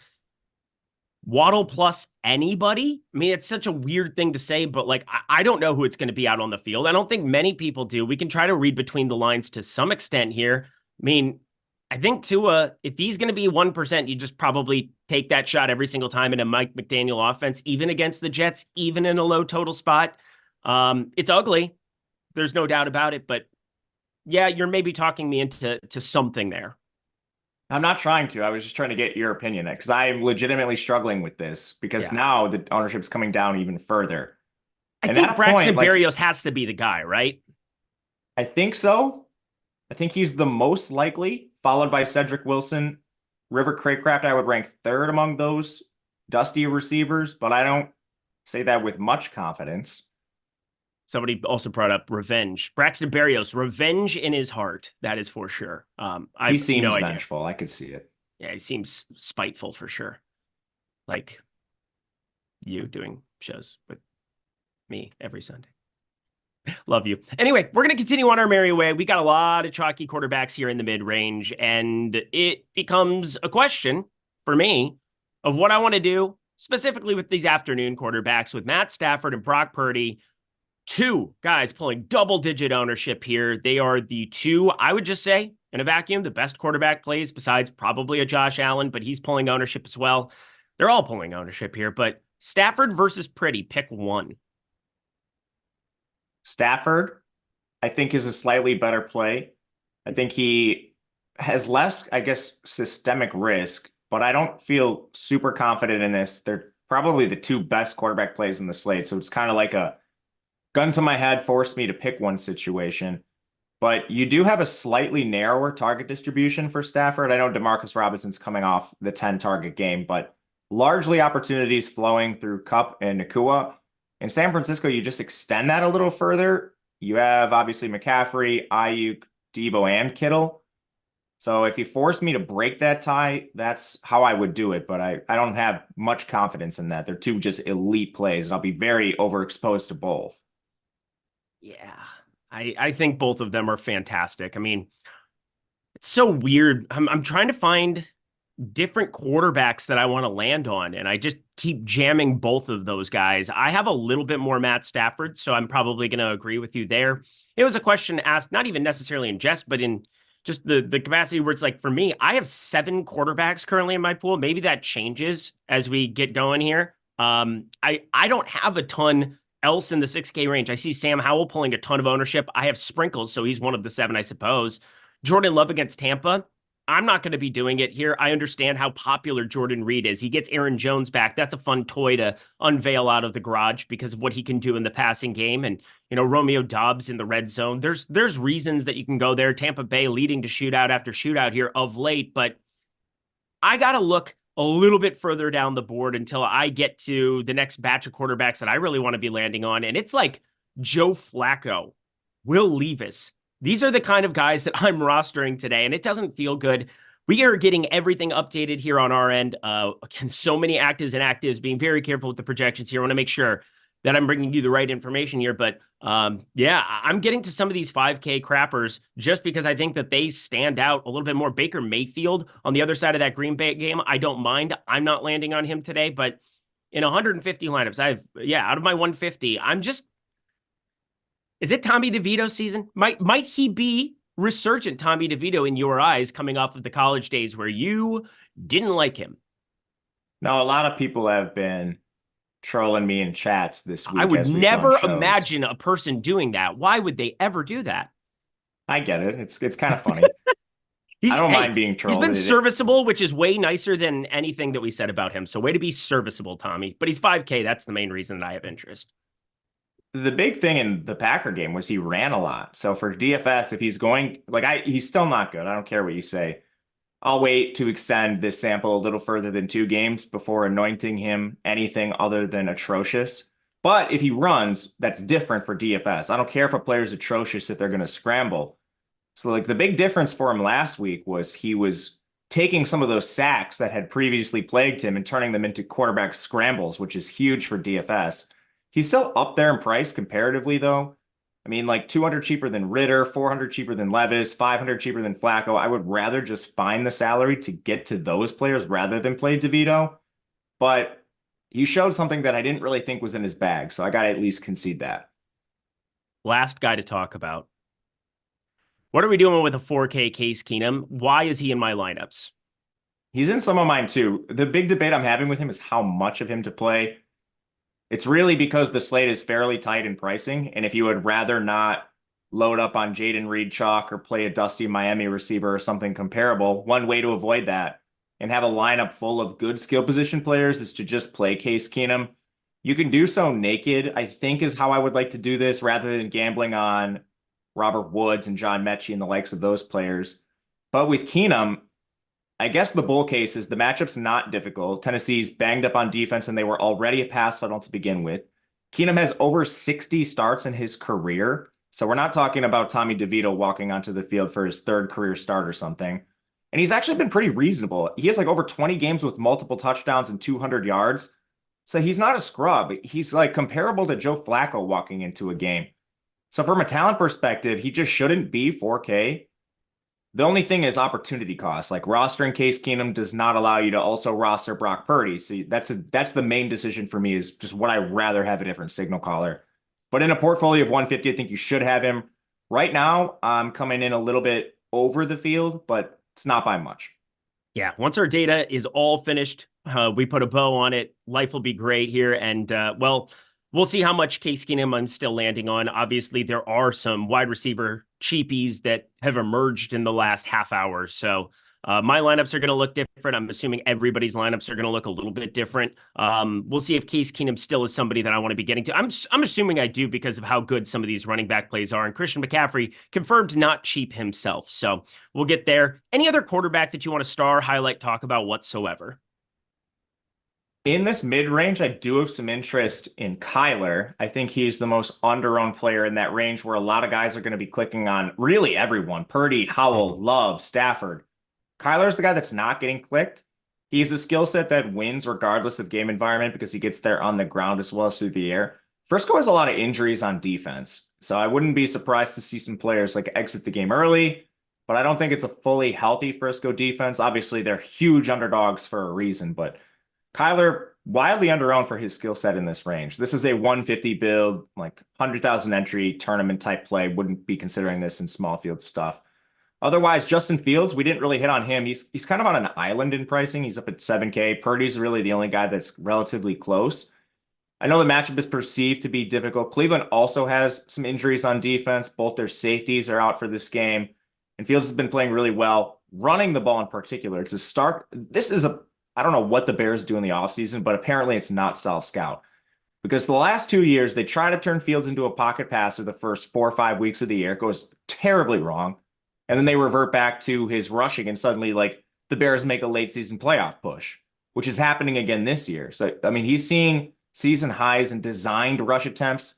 Even against Cleveland, like, those designed attempts are so valuable that you can still play Fields even in a perceived difficult matchup. Love his ownership right now coming in under 5%. Those would be 2 large field plays that I would consider. Love it. Love it, my guy. Also love what we have going with the lineup generator. We'll talk about them next, but how about this for my friends? OddShopper. Yeah, it's revamped. It's awesome. Mainly the pricing is revamped. The tools, the Discord, they're staying the same here for right now. You're talking about something that used to be $20. The Discord alone was $20 to be able to jump in, have guys like me, Greg Ehrenberg, Eitan Shander, Isaiah Swaros, all of these guys. It used to be $20 just to jump into the Discord. Now it's $15 for the week, $49.95 for the month to jump into the Discord. But you get the Holy Grail, the positive EV tool, my friends. If you're in a legal betting state, you have the opportunity to make tons and tons of money simply by sorting by positive EV, finding the best bet on the board in multiple sports, not just the NFL, but the NBA. There's sometimes soccer that's standing up at the top of it. You've got college football with all the bowl games, everything that Matt is talking about here over at OddShopper as well. You're going to want to check out that positive EV tool in addition to, if you're in a non-legal betting state, Fantasy Optimizer, the Prize Pick streets, the Underdog streets, being able to combine positive EV cards over at OddShopper as well. I repeat, $14.95 for the week, a ridiculous price point change that we have there. Used to be exponentially more expensive just for the tool, and now you're getting the Discord to come along for the ride. Amazing stuff. Sign up at the link below or in the link that Jordan Klein, I'm sure, is going to put into the chat there, because Jordan Klein, the best producer in the game, named Jordan Klein. I don't think it's remotely close. A beautiful view this morning. Looked like you were having a very nice morning. Yeah, it's fine. Anyway. OddShopper friends, definitely be checking it out. Great stuff here, per usual. Got Ace of Spade, his normal super chat. I'll talk through the DK tiers, my guy. Appreciate you very, very much. Shark Killer G, I've been known as the lineup killer, and I'm going to keep frosting Aaron Jones and jinxing him into his career. Yeah, that's a great segue as we go to the running back position, because, well, I definitely like Aaron Jones. I don't know what the workload's going to look like, but I'm willing to embrace a little bit of the volatility there for sure. But we got to start with McCaffrey here. He's the most expensive running back on every single slate. His opportunity is insane. It's like minus 450 in the marketplace for him to score a touchdown yet again this week. How much Christian McCaffrey are you landing on? There's north of 9K, especially now. I mean, not that a lot of people are going to click on Tyreek Hill as is, but it's basically him and CeeDee Lamb there in the 9K range. Yeah, not done building yet. Keep running sims and tweaking. It'll likely be somewhere around the field to 5-10% above the field. And I think that'll end up being somewhere between like 35 and 50% on McCaffrey. I'm not sure exactly where in that range. As you can probably gather, he's the best raw projected play on the slate.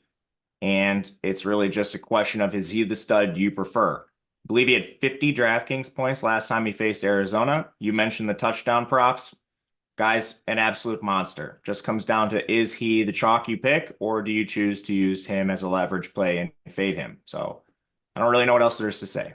Yep, he's very good. He is a guy I want in my lineups. We'll see where I land on for a final tally once we get to once we get everything updated here. But Slim Lancaster, $1.99 DK tiers. I guess I better talk DK tiers here for the people. For you, for Ace of Spades, appreciate you both. Tier 1, Josh Allen, ever so slightly there above Patrick Mahomes. Tier 2, Christian McCaffrey by a ways, although Alvin Kamara now projected for 21.5. He was not 21.5 earlier this week. Kyren Williams, way up there in Tier 3. Wild to see him 5 fantasy points higher than 1 Travis Kelce. Tier 4, Rachaad White there, ever so slightly above Jalen Waddle, who's taken a tiny bump up. Brock Purdy there in Tier 5. Tier 6, Tony Pollard, highest projected. Tier 7, Ezekiel Elliott, that's going to be somebody fascinating to talk about. In Tier 8, Terry McLaurin, good game environment. Thank you so much for both of you guys for the super chats. And George Kittle, I kind of like as a contrarian piece there if you're going to play Purdy in Tier 5. So enjoy that for sure. But Kyren Williams, we made some people some money. We made ourselves some money with Kyren Williams back once upon a time, many moons ago, when they had Cam Akers inactive and they said they were going to give all the work to Kyren Williams. They didn't lie. And since he's gotten back off the IR, everything about Kyren Williams is just back to normal, 90+% snap share. But now sitting in the mid 7Ks, the game environment is as good as it gets. 50 total there in LA. Going up against Washington, they are abhorrent against all offenses of any kind. And Kyren Williams, there's as much opportunity there as there just in any backfield period. I love Kyren Williams. The Sims tool just has me landing on Kyren Williams over and over, and I have no problem with it. My highest owned player on the entire slate. How are you evaluating Kyren Williams? Yeah, he's like Christian McCaffrey, but you save 2K.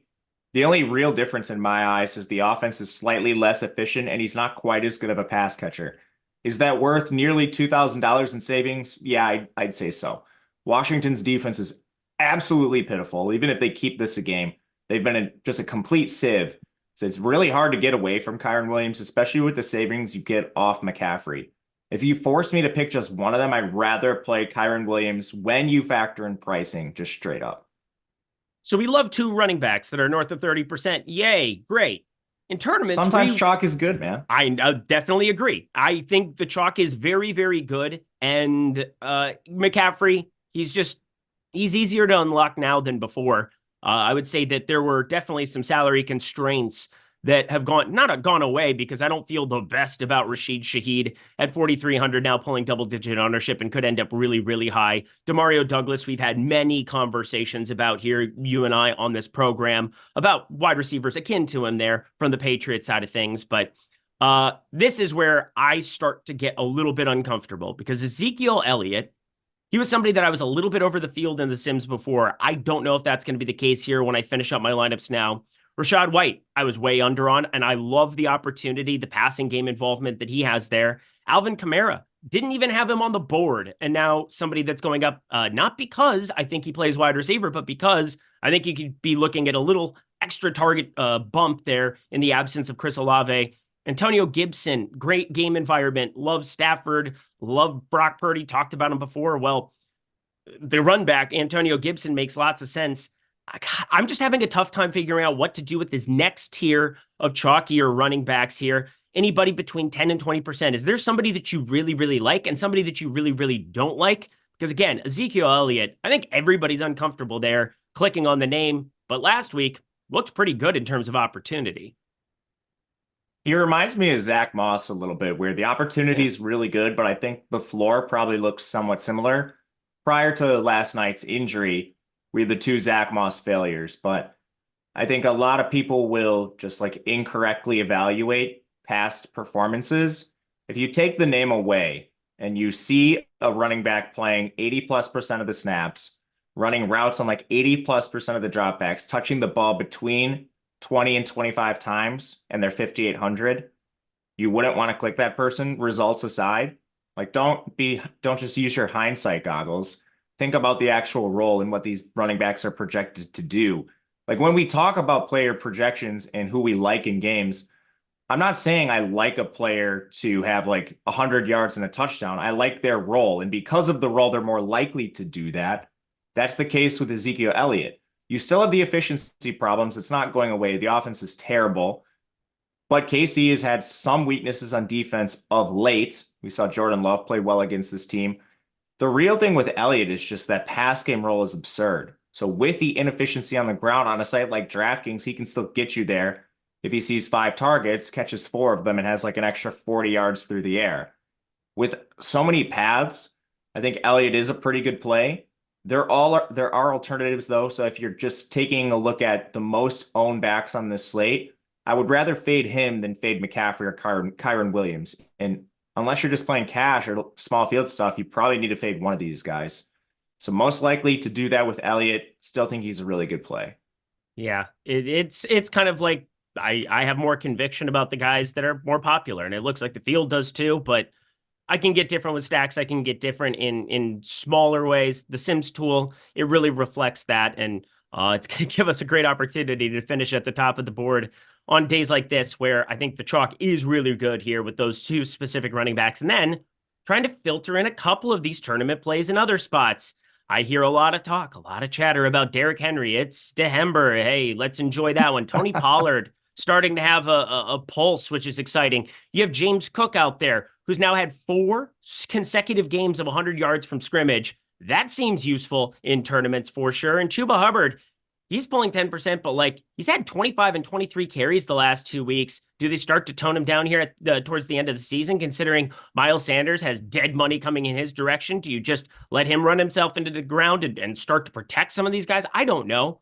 But I'm willing to find out if you've had 25 and 23 carries the last 2 weeks against the Falcons. Anybody from a tournament perspective, I'm going to open up the entire board. Who do you really like to get different with on this slate? So you guys know this is the position I'm probably just going to eat the most chalk at, get a little different at quarterback, and then receiver, of course, we'll get to in a little bit here. But as far as some players I think you can pivot, because I don't think you should just like playing 3 of the top 5 backs is pretty risky. That being McCaffrey, Kyren, and Rachaad White, Elliott, and Gibson. If one of them fails, you're dead. If they all succeed, you still might be dead because you're not different than anybody. So anyway, to go beyond Antonio Gibson, who I also think is a bit fragile, given the uncertain workload between him and Chris Rodriguez, I like going down to Aaron Jones. I imagine he'll be a player that you have a lot of conviction on based on what you said earlier. So I'll kind of leave the analysis for you. We're in agreement on Hubbard. The beautiful thing about the NFL is tanking doesn't really exist. I know a lot of people try to use this narrative. Why would you use your best players in a lost season, which it very much is for Carolina? Unfortunately for Carolina fans, and really anyone who's a fan of a team that's bad, you can't tank in the NFL because your job security is so poor. Even if you're an interim coach, you're playing for a future contract if you're a player. You're playing for, you're coaching for a future job. If you're a GM or a head coach or an offensive coordinator, like these guys try. So the notion that they're just going to put Chuba Hubbard on ice because the season's lost and use a worse player in Miles Sanders doesn't make any sense to me. Just the logic behind it is almost non-existent. That doesn't happen in the NFL.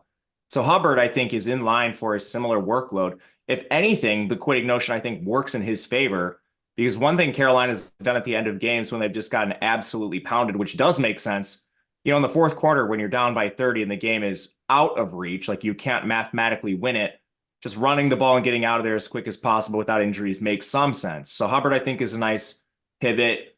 Edwards-Helaire had a really nice share of the backfield last week, and he was $800 cheaper, if I'm not mistaken. So now he's come up $800 in price. Still big favorites against New England, who has a decent defense, but Kansas City still favored for a reason. Not as many people are clicking him, which is interesting to me. Getting pieces of that Chiefs offense is still intriguing when guys are under-owned. But otherwise, I'm not getting too deep. To your point on Henry, I think he's going to be more than 5% owned, to be honest with you. Agreed. All I've heard this morning is like Derrick Henry against Houston, which historically he's demolished them. There's nothing that's really that different about the defense, which would suggest otherwise. Will Anderson's hurt, so they're not really like a talented defense. But yeah, I guess, is there anything you want to touch on those guys? Because I think the most interesting spot, honestly, might be Miami.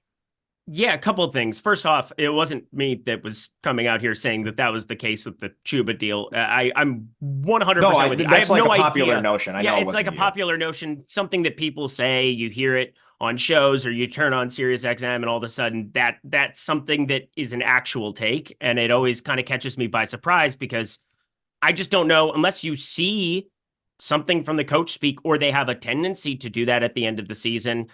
It's just such a huge inference to make. Chuba Hubbard, 5,600. Really like getting to him in tournaments. Think that that's going to be somebody I'm overweight to. Devon Achane, I'm going to be overweight to as well. I get that this is an overpay. He's in a split backfield. Raheem Mostert has had all of these goal line pieces of work, but I mean, there are so many times that you watch this guy run and it's out of control here at this point in time. And now there's just no ownership coming in on him whatsoever. He averages 9.2 yards per carry. I do not expect that to be the case going forward, but chop that in half. I would be happy if he saw 15 carries of some. I mean, that would be a huge carry allotment. I don't think that that's necessarily in play, but he has game-breaking speed. He's not owned. Nobody's clicking on him against the Jets. And without Tyreek Hill, I do think that him and Mostert could be in line for a little bit more work here in this spot. And, well, Raheem Mostert, we know that he's somebody that you can click on just about every single week, and he runs into these spike weeks. 21 carries against Tennessee last week, but again, Achane just keeps getting banged up in some of these spots. If he stays healthy throughout an entire game, I'm willing to roll the dice at 5%. I doubt he even ends up being that popular. So I think that's just somebody that I feel good about. And then why not direct leverage off of Derrick Henry here in this spot with Tajay Spears, 4,800, completely flips the build, sub 5K. And yeah, I'm shocked that this line hasn't moved. Tennessee sitting at 3.5 all week long, despite starting Case Keenum. Davis Mills, I suppose, would probably be a little bit worse, maybe valued a little bit worse here in this spot, but all of the injuries to this wide receiving core, Tennessee, they're not good by any means, but I like Tajay Spears in a potential spot where, hey, maybe they do play from behind. I don't expect it. I don't really want it to some extent, but I'm willing to find out in like 8-10% of my lineups to completely get different. So a couple of the guys that I've got my eyes on, Breece Hall, I'm still going to see where this ownership lands on him in the end. 6,400 for another elite running back. I like that opportunity going up against Miami here as well. So I think that kind of does it for me. Anything else for you? I don't think so. You laid out the Miami situation well. You just have a ceiling there, which is hard to capture in a median projection. So you have to come in with sort of an idea that you're playing for a ceiling and your lineup could do either really bad or really good. But the best thing about tournaments is if it does really bad, it's not any different than having a middling lineup. So you're shooting for ceiling always with the Miami backs. I do think that makes sense. Otherwise, there's players in that range where I don't have a lot of interest in. I'm a little less intrigued by James Cook than a lot of people. I think people are really glossing over the fact that he's in a three-way backfield with Ty Johnson and Latavius Murray, which has ebbed and flowed all year. So I just perceive it to be a little riskier than some other positions you can get to in this price range. But yeah, otherwise, I think we mostly hit on everybody. Sean Preston asked a question where he said, is double RB Spears Henry even conceivable in large field tournaments? I would do it on a 10-game slate today. No, I X'd out Spears. But oh, you did? I mean, this is just a personal choice. You laid out a good case for the ceiling. Like, this is a range of outcomes. Me saying I X'd out Spears isn't me saying you're wrong. It's just me not really wanting to have 3 lineups in my 150 set with Spears in it. Just I totally get it. Yeah, I totally get it. You have to make choices, man. Like, if you're playing even 150, like, I know people think you can play everyone, but it's like, let's just say you want even just to flip the build a little bit and you want to play a couple extra Aaron Jones lineups. Well, I mean, like, you have to take someone out of those lineups. So for me, I'm just not going to play Spears. I want to get other guys. Well, one of the better choices you guys can make today is by signing up over at OwnersBox, the sponsor of our lovely show here. And why is that the case? It's what I say every single week. But Overlay is a DFS player's best friend. And there is Overlay every single Sunday over at OwnersBox. It is outrageous. They are literally putting money back into your pockets to try out their product. First off, up to a $250 first match deposit bonus. That's the best in the industry. Everything else is pretty much capped at $100. So $250 that you're able to fire up. So, I mean, putting money in your pockets quite literally there, but that's not all. This Overlay thing is absolutely insane. The 75K kickoff, 15K to first. is not even half full right now. 42% full with 42 minutes to go. 42% with 42 minutes to go. That's ironic. I think that's a sign. And I saw the sign and it opened up my eyes. I saw the sign. We're not going to sing. We're going to continue on talking Owner's Box, $5 lightning lineups, $5 contest ticket that come along with you when you check out Owner's Box for the first time. You can sign up at the link below. You can sign up at the link that Jordan Klein is once again going to put into chat because he's an absolute stud. And here's the thing. Owner's Box. That's not it. It is a better version of DFS because you get to have what I'm praying one day becomes like the standard format for NFL DFS across the industry. And that is no defense, no kicker, the opportunity to have super flex like you do in the college DFS streets. I know Matt Gajewski, again, we're going to have like a New Year's slate. We've got a couple of like big slates still in the college football streets that are coming up here. Well, we'll have some full slates. And I know Matt Gajewski's got a great package going on right now that you guys can be checking out as well. Maybe we'll talk about that here a little bit later, but you have an opportunity to check out that kind of lineup version in the NFL streets by signing up over at Owner's Box. So do it, a less solved format. Plus, the Sims tool works directly for Owner's Box as well, has an opportunity to build out all of the lineups the same way we do for DraftKings and FanDuel, allows you to build positive EV lineups, fire them right over to Owner's Box immediately. So take advantage of that at the link below, sign up, get winning over at Owner's Box. Thank you so much to them for the sponsorship of our lovely program. We've got 4.1K hanging out here on a Sunday. Thank you for spending your Sunday, whether that's kegs and eggs or pre-church or post-church or whatever you're doing on these Sundays. We appreciate you. I get to hang out with my guy, Matt Gajewski, who, despite the awkward silences that he leaves me with from time to time, I very much enjoy working with.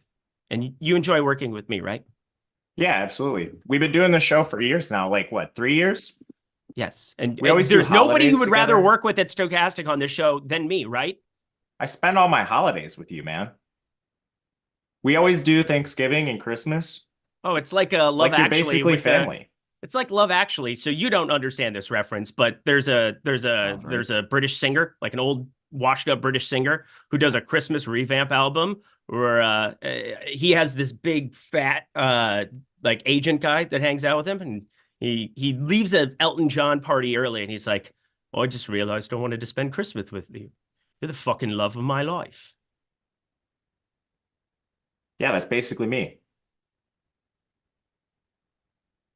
That's how I feel. I love that for us.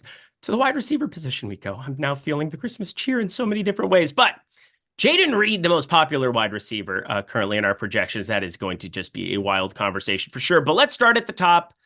CeeDee Lamb, Stephon Diggs, same game environment. They are probably going to show some overlap in some lineups. Christian McCaffrey going to be tough to see in some of those lineups for sure. But I mean, CeeDee Lamb has had such a ridiculous role here. Dak Prescott has been straight up balling, shot calling, 20 interims on the Impala, whatever you want to say. Dak's been much better this season. It's been outrageous. But CeeDee Lamb, 9,200, that's pricey. On the road in Buffalo.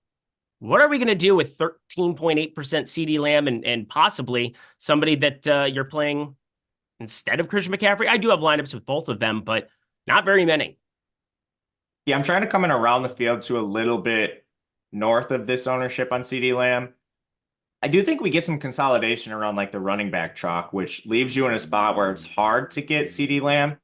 There's also some pretty nice plays just below him, which, let's just use like Cooper Kupp for reference. You could use Nakua too. Game environment's better. Projections are similar. They're cheaper. So therefore, you get other studs at different positions or roster spots. Your lineup just looks a little different and a little better.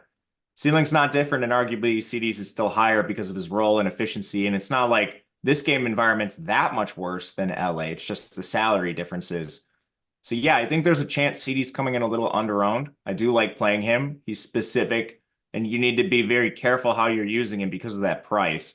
But I think both him and Diggs are interesting tournament plays. The real number on Diggs that's eye-popping is the 6.5% ownership. He's played in a couple really difficult matchups lately, and it's shown in his box score, but I don't think he's fallen off by any means. The underlying efficiency is still pretty good for Diggs on a season-long perspective. I honestly kind of like Diggs Allen a little more than Dak CD as I'm talking through this with you. I don't know. Where are you at on these two guys? I'm having a tough time trying to get to Stephon Diggs. Diggs. I feel as though, what's the right way of saying this? I brought this up on the Thursday show with Loughy, working through a lot of the box scores. I mean, there's such a strong correlation between ceiling games for Gabe Davis and ceiling games for Josh Allen. It is more correlated than what we have for Stephon Diggs here in some of these spots. Now, part of that is that he's cheaper, 5,500. He goes from having zeros to having these massive 12 target, 6 catch, 105 yards, touchdown kind of games like he had against Philadelphia. And then you're running into zeros from time to time. So it's not exactly enjoyable, but Stephon Diggs, 8,400. He's more of a luxury item for me on today's slate. I'm just having a tougher time getting to him than what I was expecting because you see this game environment. You see both teams with 24, 25 totals in this spot. You have a lot of swappability with that afternoon window, having Purdy, Stafford, and then, of course, this game.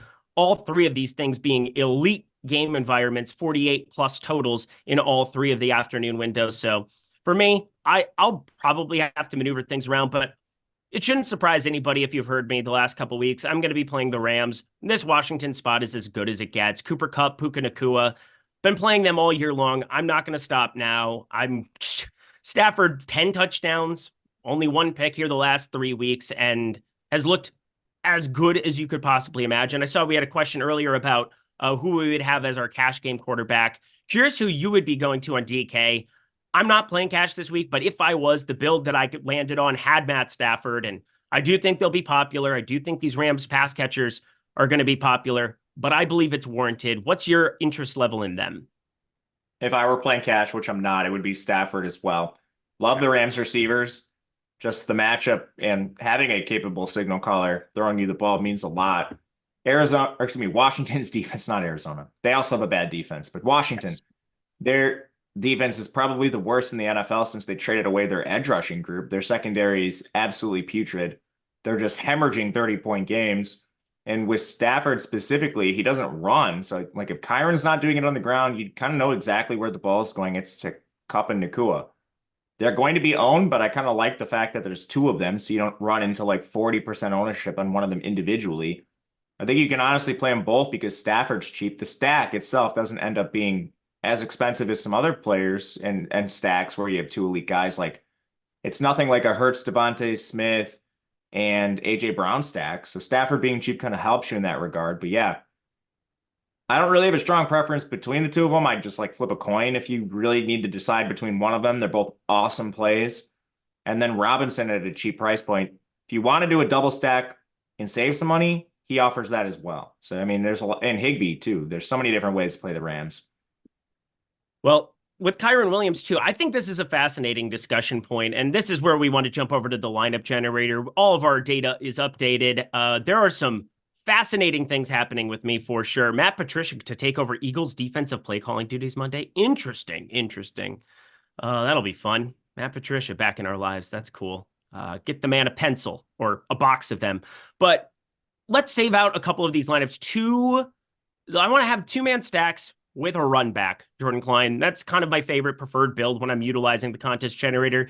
This is less than $15, and all the power that we have going towards the Sims tools, which we're going to use as we discuss some of our specific exposures, getting closer to lock here. But I want to save a couple of these lineups. You can save up to 40 of them here. You can utilize 20 and export 20 at a time. So if you're playing the $3.20 max, if you're playing a couple of these lineups, go ahead, jump over it to the lineup generator, less than $15 for a week. If you sign up today, that would give you what? Exposure to the main slate again, come around this time, next time Sunday. You have the Monday slate, you got Saturday slates, you got so many things here. There's Showdown that's available here as well for the lineup generator. But the power of the Sims tool is being utilized. They are curating all of the best lineups, weeding out all the rest, throwing those aside, and giving you positive EV lineups. But I think the main conversation I want to have is like, all of these 7K wide receivers are just outrageous values. And then you've got a Travis Kelce who's showing up at the top of my board here right now. We've got Terry McLaurin in the 5K range, but Stafford,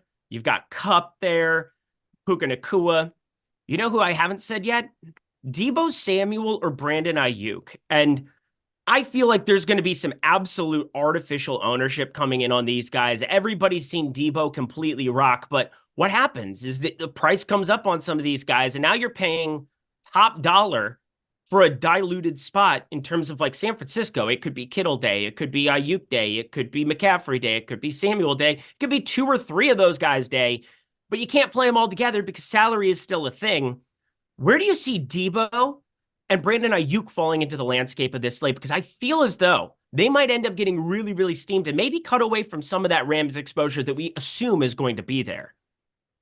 Yeah, I think if everything holds and ownership comes in accurate, they're a little bit overowned comparatively when you have players that just project better at similar price points, some a little more expensive, but they still have massive ceilings. So if you want to really force one of them in your lineup, it's hard for me to argue against it. It's just kind of like alternatives that I would feel slightly safer having in my lineup over Debo and Ayuk. Between the two of them, just looking through my own personal portfolio, it's slightly more Ayuk than Debo, but I mean, we're splitting hairs here between the two of them. They're both excellent plays. They're just a little too expensive, honestly, for me. Yeah, splitting hairs, that would hurt. Anyway, we've got some super chats we're going to keep up on. Christopher York, $2.99 with an A in front of it. I have no idea what currency that is, but you're awesome. We appreciate you, and we will take it. Pick 2. Diggs, Mike Evans, or Devonta with Hurts as quarterback. I'm assuming this is a season-long question or a fantasy football playoff question here. Playoffs, going to be really fun stuff there. But Diggs, Mike Evans, or Devonta with Hurts as QB. So Hurts, obviously we saw the news this morning that he's questionable going into Monday. I don't know how to value somebody's illness. That's going to be how they feel. I think there's obviously risk in clicking on Devonta, but you're not passing up on Diggs. I don't think you're passing up on Evans against Green Bay here in this spot. I think Devonta ends up being the guy on the outside looking in, even with Hurts as your potential quarterback. I would pick up Mariota and have him on the bench if you're going to be waiting until that Monday, just throwing it out there. But what do you think about those 3? Who's your favorite 2 to couple for him? Yeah, we're in agreement there. I would sit Devonta. Burnett, Mr. Lazawan Burnett. I think I got that correct. Correct me if I'm wrong there, but $2. Am I tripping, or was number 2s a theme on yesterday's slate? Was 2s a thing on yesterday's slate? Like what? T. Higgins. Oh yeah. Fuck that guy. I'm very mad. That was such a ridiculous play. That was the coolest play I might have seen all year. Is there the worst thing than being a Vikings fan? Why do I do this to myself every week? Why do I care about football? Why do I care about a team that's obviously created to kill me? Like they want me to be miserable. That's all that the Minnesota Vikings want in my entire life. Minnesota sports outside of the Timberwolves right now, they're very good, but everything else is in shambles. Matt Gajewski. Yeah, man. I don't know, man. You got Kirk Cousins hurt. I don't follow the Twins. I don't follow the Wild. I'm a Bears fan, though, man. I mean, I can relate to you. Like sometimes it's just what you get, man. In control. Like imagine how good it's going to feel when you win something, though. Yeah, I'll be you're not like one of these Packers and probably fans. In a casket somewhere, so it does me so much good. My time on this earth will be substantially worse because I'm a Vikings fan. Well, luckily you like gambling because as a Bears fan, truly don't actually care how they do. I care about how my lineups and bets are doing more than anything else. It's very true. So there's always that. Corey Shea, $1.99. Any wide receivers under 3,800? We will definitely get there for you. And Brian Ackerley, $1.99. Thoughts on Bijan Robinson, somebody that we didn't talk about earlier. Has the tide turned for Mr. Bijan Robinson? I'm seeing him steamed up. There are a couple of spots that have him projected a little bit better even than we do. I don't have a ton. I have 4% Bijan Robinson out of 150. I'm not going to be that much higher. Still not finished working through some kinks. But yeah, I mean, it's just an alternative thing. You're getting kinky. Yeah, exactly. Kinky on a Sunday. All right. I don't know. I can see the upside case for him. He kind of is like Breece Hall in a way where efficiency has to be there. He's not going to have the same workload as these other guys at the top. And it's not in his range of outcomes either. Like Algier needs to get hurt for that to happen. So, I mean, he's still tough for me to click, but I could see it. He's a very talented player in a very bad situation. Vikings. Now I'm just mad. Lazawan Burnett, $2 again. Yes, that's right. I think number 2 is a thing today. Ooh, all right. Well, I will try to find some threading for it.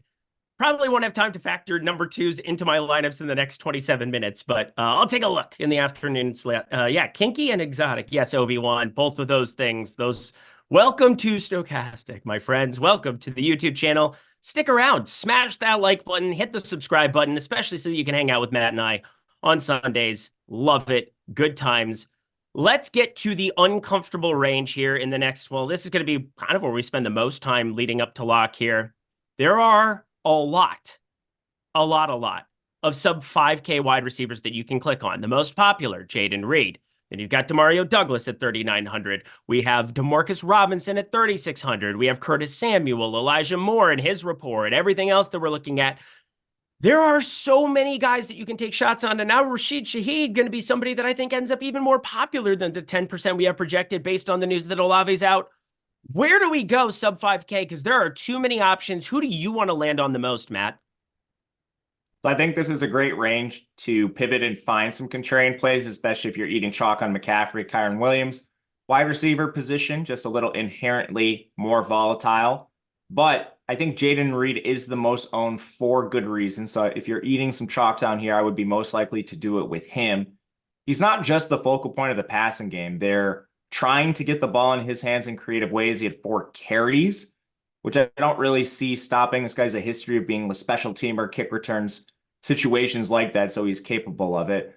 But he's clearly a priority in the Packers offense. So as far as floor goes, I find him to be pretty safe.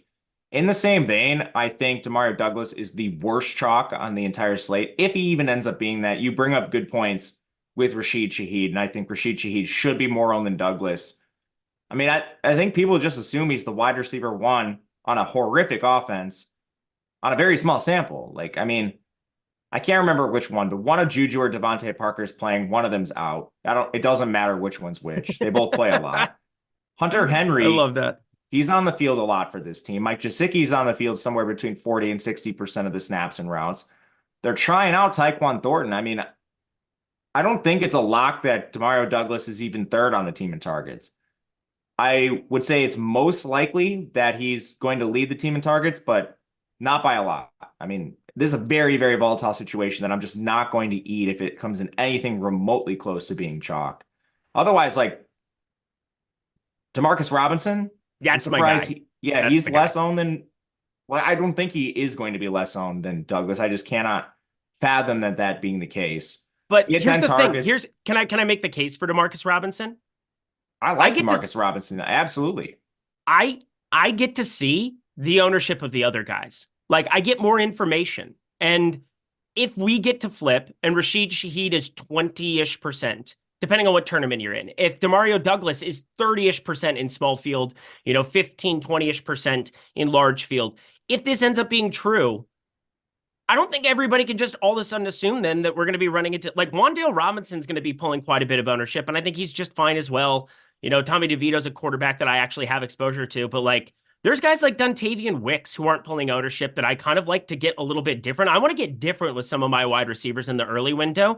Now, the Sims tool really likes getting to Demario Douglas here, and that has a lot to do with projection. That has a lot to do, it's not necessarily telling you, what, we think Demario Douglas is an absolute jam spot in this spot. It's more of like what else it gets you, and it gets you access to Kyren Williams, Christian McCaffrey, and he's the highest projected out of those guys. But like, I'm going to take shots on those outlier performances, like a Dontavian Wicks sitting at 4K on the field there. Lynn Bowden Jr., I'm going to be getting to from the New Orleans side instead of some of these Shaheed lineups. I'm going to be trying to take shots on Jonathan Mingo, where, it's a young wide receiver. And since the play calling duties got switched over and Frank Reich's gone, you have an opportunity to see Jonathan Mingo continue to step up and have an elevated target share like he's had the last couple of weeks instead of Adam Thielen. And, well, there's just a lot of guys that I've named off that are not pulling 25, 30% ownership. So I'm kind of trying to balance it with the Sims tool. Obviously, that's where the ROI boosts come in handy. You're able to see exactly what's going on with your stacks. A lot of double tight end. We'll definitely be covering a lot of those pieces as well. But like, there's Michael Wilson, who I think is a really good pivot off of Demarcus Robinson in the event that I think Demarcus Robinson ends up getting steamed beyond belief. But I get all of that information in the early window of games, can react to how they're playing, and I can change my lineups accordingly. So I think Demarcus Robinson is just the guy I'm going to get to the most for reasons that aren't necessarily even like what I think about him as a player. Yeah, you hit on a lot of things there. And I mean, a lot of times So like an optimizer is just going to jam the best plays, even if they're projected like 0.3 ahead of somebody else. Mhm. Sims will do the same thing to some degree. It obviously factors in more things like ownership range of outcomes and stuff like that. But I mean, if the Sims tool is going to give me an outsized proportion of any ass receiver down here, whether it's Douglas, Reed, whoever it may be, like, dude, at the end of the day, it's kind of like a risk tolerance thing too. The range of outcomes on these guys is wide, and a lot of them are going to fail. Like a lot of them are going to fail. Do you really want like 30% of any receiver below 5K in your lineups? Like just from a risk tolerance perspective, me personally, like I just don't want my day ended in the first window of games by having like Demario Douglas at 30%. I'm like, damn. He got 6 points, man. Like my day's done. I don't have anything live in the afternoon. Like I just want the bad players in my lineup spread a little thinner. But this is a personal preference for me. If you have a very risky personality, I could see that. But again, so what I'm explaining, like I'm coming in an underweight to the field on some of this cheap chalk.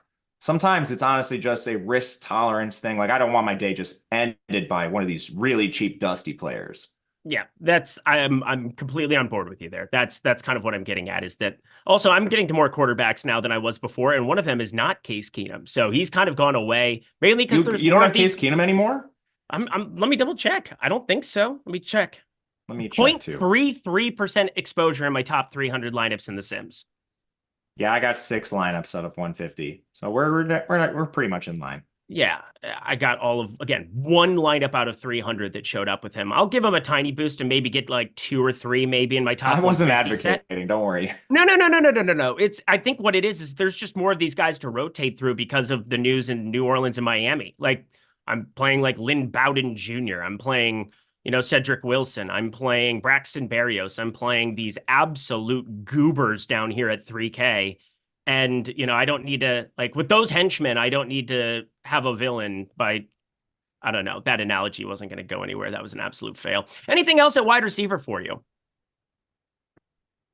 Not like specifically. I mean, there's a bunch of players I think you can pivot with in this cheap range. You named a lot of them already. I think the cheap Miami guys are in play now. There's cheap New York Giants if you're faithful to Tommy Cutlets. I mean, I still think my favorite ones are the higher projected ones, mainly Robinson, Wicks, Shaheed, Jaden Reed. But yeah, if you have a specific question on one of them, you can make a case for a lot of these guys. Like just to throw out a couple other ones, like Burks is at the min price. They don't have Kyle Phillips today. Xavier Hutchinson played a ton more than John Mechie for Houston. Like he's probably in play in Millie Maker style stuff. There's cheap Chiefs receivers down here. If you're looking for leverage off of Rashee Rice, like Darnell Mooney plays a ton for Chicago. Mm-hmm. I mean, there's almost endless options, which is another reason why I'm just like flat out never going to play at 20% on Demario Douglas. Nor am I don't think. Let me see. Yep, I'm not going to be getting to him nearly as much. Let me double check here on a couple of things. Yeah, Demarcus Robinson currently in 54% of my lineups, and that is purely going to be somebody that I'm swapping around into other pieces in the afternoon. There is no shortage of guys to get to in the afternoon window of games. I'm going to have some extra lineup spots, and obviously all 3 are phenomenal game environments. There's going to be a lot of ownership there already, and you want to try to find a couple of these guys in the early window to get to. Cedric Wilson seems like the guy in our projections who's getting the biggest bump in the aftermath of Tyreek Hill being out. So want to at least throw that one out there as I was trying to parse through what I wanted to do there. Braxton Berrios. Actually, no, Braxton Berrios is the guy that we have projected the highest. Good. I wanted to double check that. That makes me happy. These are good things. Let's go to tight end, because double tight end has been a very popular build in the Sims tool. It constantly shows up at the top of leaderboards week in, week out, because pricing's gotten so much better, so much sharper at DraftKings. And as a result, your price savings show up at the tight end position, where Okonkwo and Kraft are guys that are just showing up everywhere. But we start with the expensive end of things. Travis Kelce. Are we going to see a Travis Kelce eruption spot one of these days? Because it's been since week 7 since we've seen him put up over 17 DraftKings points, which, again, that's not very good at 7,600. No, I still think he's overpriced because of everything you just mentioned, like it hasn't happened in so long. And I think it's going to continue happening less frequently because of age. But at the same time, he's still one of the few tight ends that has that in his range of outcome. So just like downright Xing him out or something is not really an approach I want to take. But when he's under owned, I'll still take shots on him. The context of this slate makes it pretty challenging with McCaffrey, Kyren, the receiving studs. He's way down on the list of priorities for me among the expensive guys. But if that's your leverage point, you do a Mahomes Kelsey stack and you have other pieces you really like around it, I can't really fault you. I just don't think I'll get there personally. Yeah, don't think I'm going to either. No, I have 11%. That's not nothing. That's pretty much at the field, so that's cool. George Kittle, though, 5,800. Talked about it before where you just kind of never know who it's going to be. At least George Kittle, back sub 6K, awesome game environment, afternoon window, lots of good things that I think with George Kittle that make some sense. I don't want to talk about Taysom Hill. God forbid Taysom Hill is a thing this week. I won't win any money. Dalton Kincaid, and then Trey McBride, my favorite of the range. The Sims tool giving me tons of him, and I love it, I love it, I love it. No problem whatsoever. Makes me feel like Elf. Trey McBride, my highest owned tight end. What are you doing here in the 5K range? Like Trey McBride, too. I think he will be my highest owned in this range, but I'll be punting a little more frequently than you, it sounds like. I know some people are worried about game environment for McBride. He's done just fine in games like this before. Again, players and coaches want to keep their jobs, not get completely dusted. So they're going to try. I know some people don't think they will, but they will. Otherwise, some interest in Kincaid. Knox being back hurts a little bit. Kincaid also just has an incredibly low ADOT. Like, they're not throwing him anything downfield, so I do think he's somewhat risky.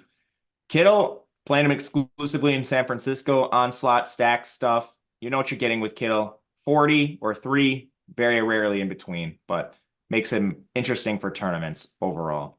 But yeah, that's about it for this range. Yeah, I think so too, because then we get to the 4K range and it's Fergie Ferg, let me love you long time. We got 4,800 for him in that game environment, the pride of Rapid City, South Dakota. Let's go.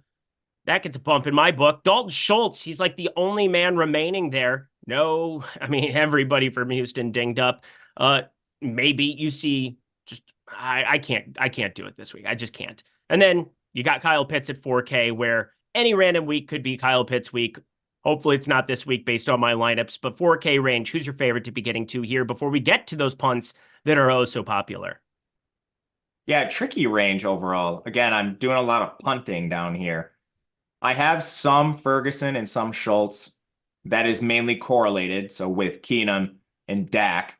I don't have a ton of Njoku, and it's kind of scary based on his most recent performance with Flacco. They use him downfield more. He'd previously been like the Dalton Kincaid, catching everything around the line of scrimmage.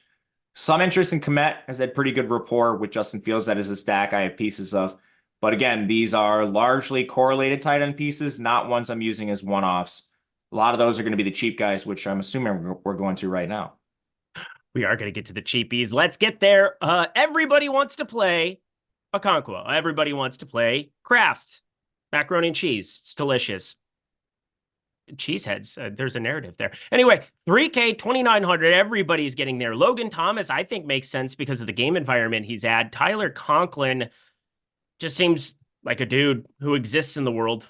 So you could do that, I suppose. I'm probably not going to do it. But the main ones, Okonkwo, Kraft, just showing up ad nauseum there in the Sims tool. What are we doing with these two individuals specifically? I have a pretty strong preference for Kraft over Okonkwo. Same. I mean, you're just taking on so much systemic risk with Tennessee. So first of all, the offense. You've got a rookie quarterback who's played reasonably in 2 games and horribly in like 3 others.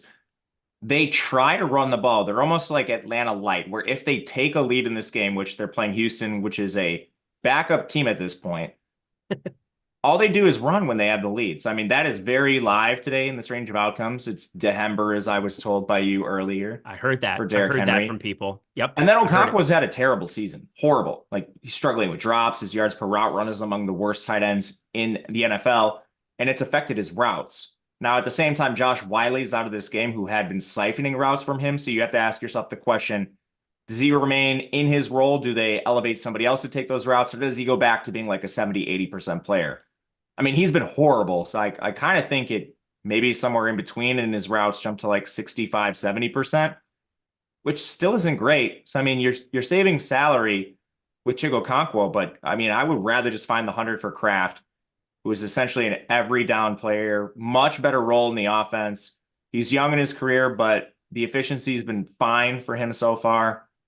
I don't know, man. It's pretty strong preference, but perhaps I'm biased. I don't know. Maybe you can talk some sense into me here. Nope, you're not biased at all. I'm going to be playing Kraft way more than I'm playing Okonkwo. And here's the thing: the sub 3K tag, if Okonkwo 2,900 gets you what, 8, you can win a tournament still with that. I think that's still something that can work out. So I understand why the 2,900 is showing up there, but there is such a floor there, such a floor. And I don't look at one spot, a come from behind spot there last week, and think that all of a sudden he needs to be anointed and be in 15, 20% of people's lineups, or in my lineups originally there, somebody who was going to show up in like 30, 40%. I think I'm happy to pass there, spread that exposure around other places. And yeah, now that there's so many cheap 3K wide receivers that you can take shots on, I don't think you need to be as strict to this price range, but that is where Kraft, I think, actually has utility, because I think he's actually good. There's an opportunity to get to him at 3K at a weak tight end position, and I think there's actually a ceiling that could exist there. So I'm happy to be clicking on him and moving on with my life amongst these cheapies. I don't really have anything else down there. I do have some Durham Smythe now at 2,500, but that is about it. Same, little bit of it's a bad range once you get below Chigokonkwo, and I would argue it's a bad range once you get below Kraft. Yes, I would agree. 10 minutes to go. Smash the like button. Still almost 4K people hanging out here with us. Please, please, please hit that like button. Loughy did a great job. I know him and Ben, they do their little cute competition thing. Nothing about me is cute or funny or anything. Matt Gajewski is, though. He's cute and adorable and funny. I'm Thank not, you. But anyway, let's talk defense. Defense. My Minnesota Timberwolves are good at it. My Minnesota Vikings were good at it until the fourth quarter yesterday. Oh, I hate everything. But who are the defenses that you're landing on the most before we take questions, before we get our lineups updated, before we can talk exposures? Take a look at the Sims tool and get ourselves the heck up out of here. But don't forget to check out OwnersBox as well, friends. Really good stuff. They don't have defenses whatsoever, and that is fantastic. But we got to worry about them over here on DK. Who are you landing on the most, Matt? The Rams, I think that makes sense. Sack Howell on the other side. The Bills, I don't understand that. I don't know. I'm just following the Sims on some of this stuff. So the Bills, the Browns, and the Panthers are the next 3. Honestly, I don't really have great rationalizations for them. Just what it gave me. Okay. That's chill. I don't even think about defense. Like it does. I'm not kidding when I don't even look at it. Whatever happens in those lineups, I just play it. So what do you think about the Giants defense? The Giants are a defense I didn't think I was going to land on or entertain, but now, have you looked at their box score with some of these lately? And then now you don't have Chris Olave out there. They have some sneaky upside at 2,700, I think. I haven't looked at their box score, but yes, the case you're making, I fully agree with. Derek Carr is atrocious. He is not good at the footballs. He is not good at the footballs. Don't know why he's still out there. Why is he still out there, Matt? They paid him a ton of money. Oh, that's why he's still out there. Yeah, that makes sense. That sucks for them, doesn't it? Sure does. Can't imagine that that's good. But smash the like button. Let's get ourselves to some questions here. I don't even think about defense. What do you think about the Giants defense? That is exactly Eric Lindquist in a nutshell. James Magruder, $1.99. Rashad White and Kyron Williams in my lineup. Pick my third RB. We have the entire board to pick from. Well, he picked 2 chalky ones. We obviously like Christian McCaffrey, but your favorite tournament running back? Probably Clyde Edwards-Helaire. As disgusting as you said, tournament running back. So please don't misconstrue this and say he loves Clyde Edwards-Helaire today. These are large field tournament plays. He stinks as a player, but he's on a good offense. Any touchdown expectations, Dees. They were a good offense.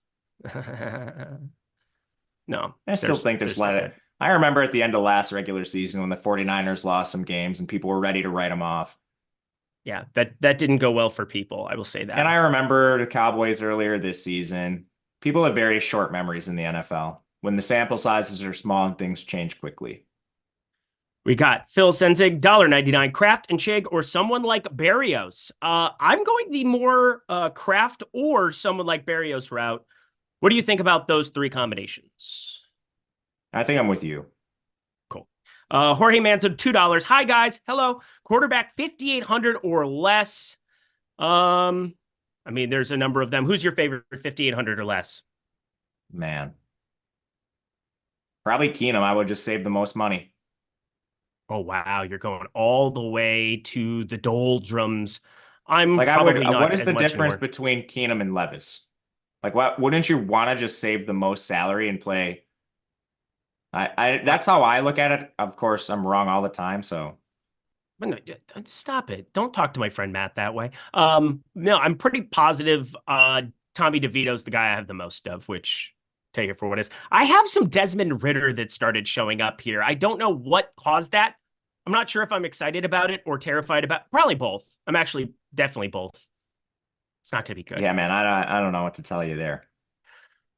Oh lordy. Oh lordy. Oh lordy. Yeah. Anyway, Runeski, $2. Which to start for year long here? Cook, Achane, Gibson in year long. I gotta say, it really does matter PPR or not, because Gibson, that is something that would kind of tip the scales for me a little bit. But it's going to be Cook and Achane no matter what. Actually, I lied. Agreed. Okay. Corey Shea, $1.99. AJ Brown, Mike Evans. So just a 1v1 there. I prefer Mike Evans, just knowing that we could be having Marcus Mariota out there tomorrow. Yes, agreed.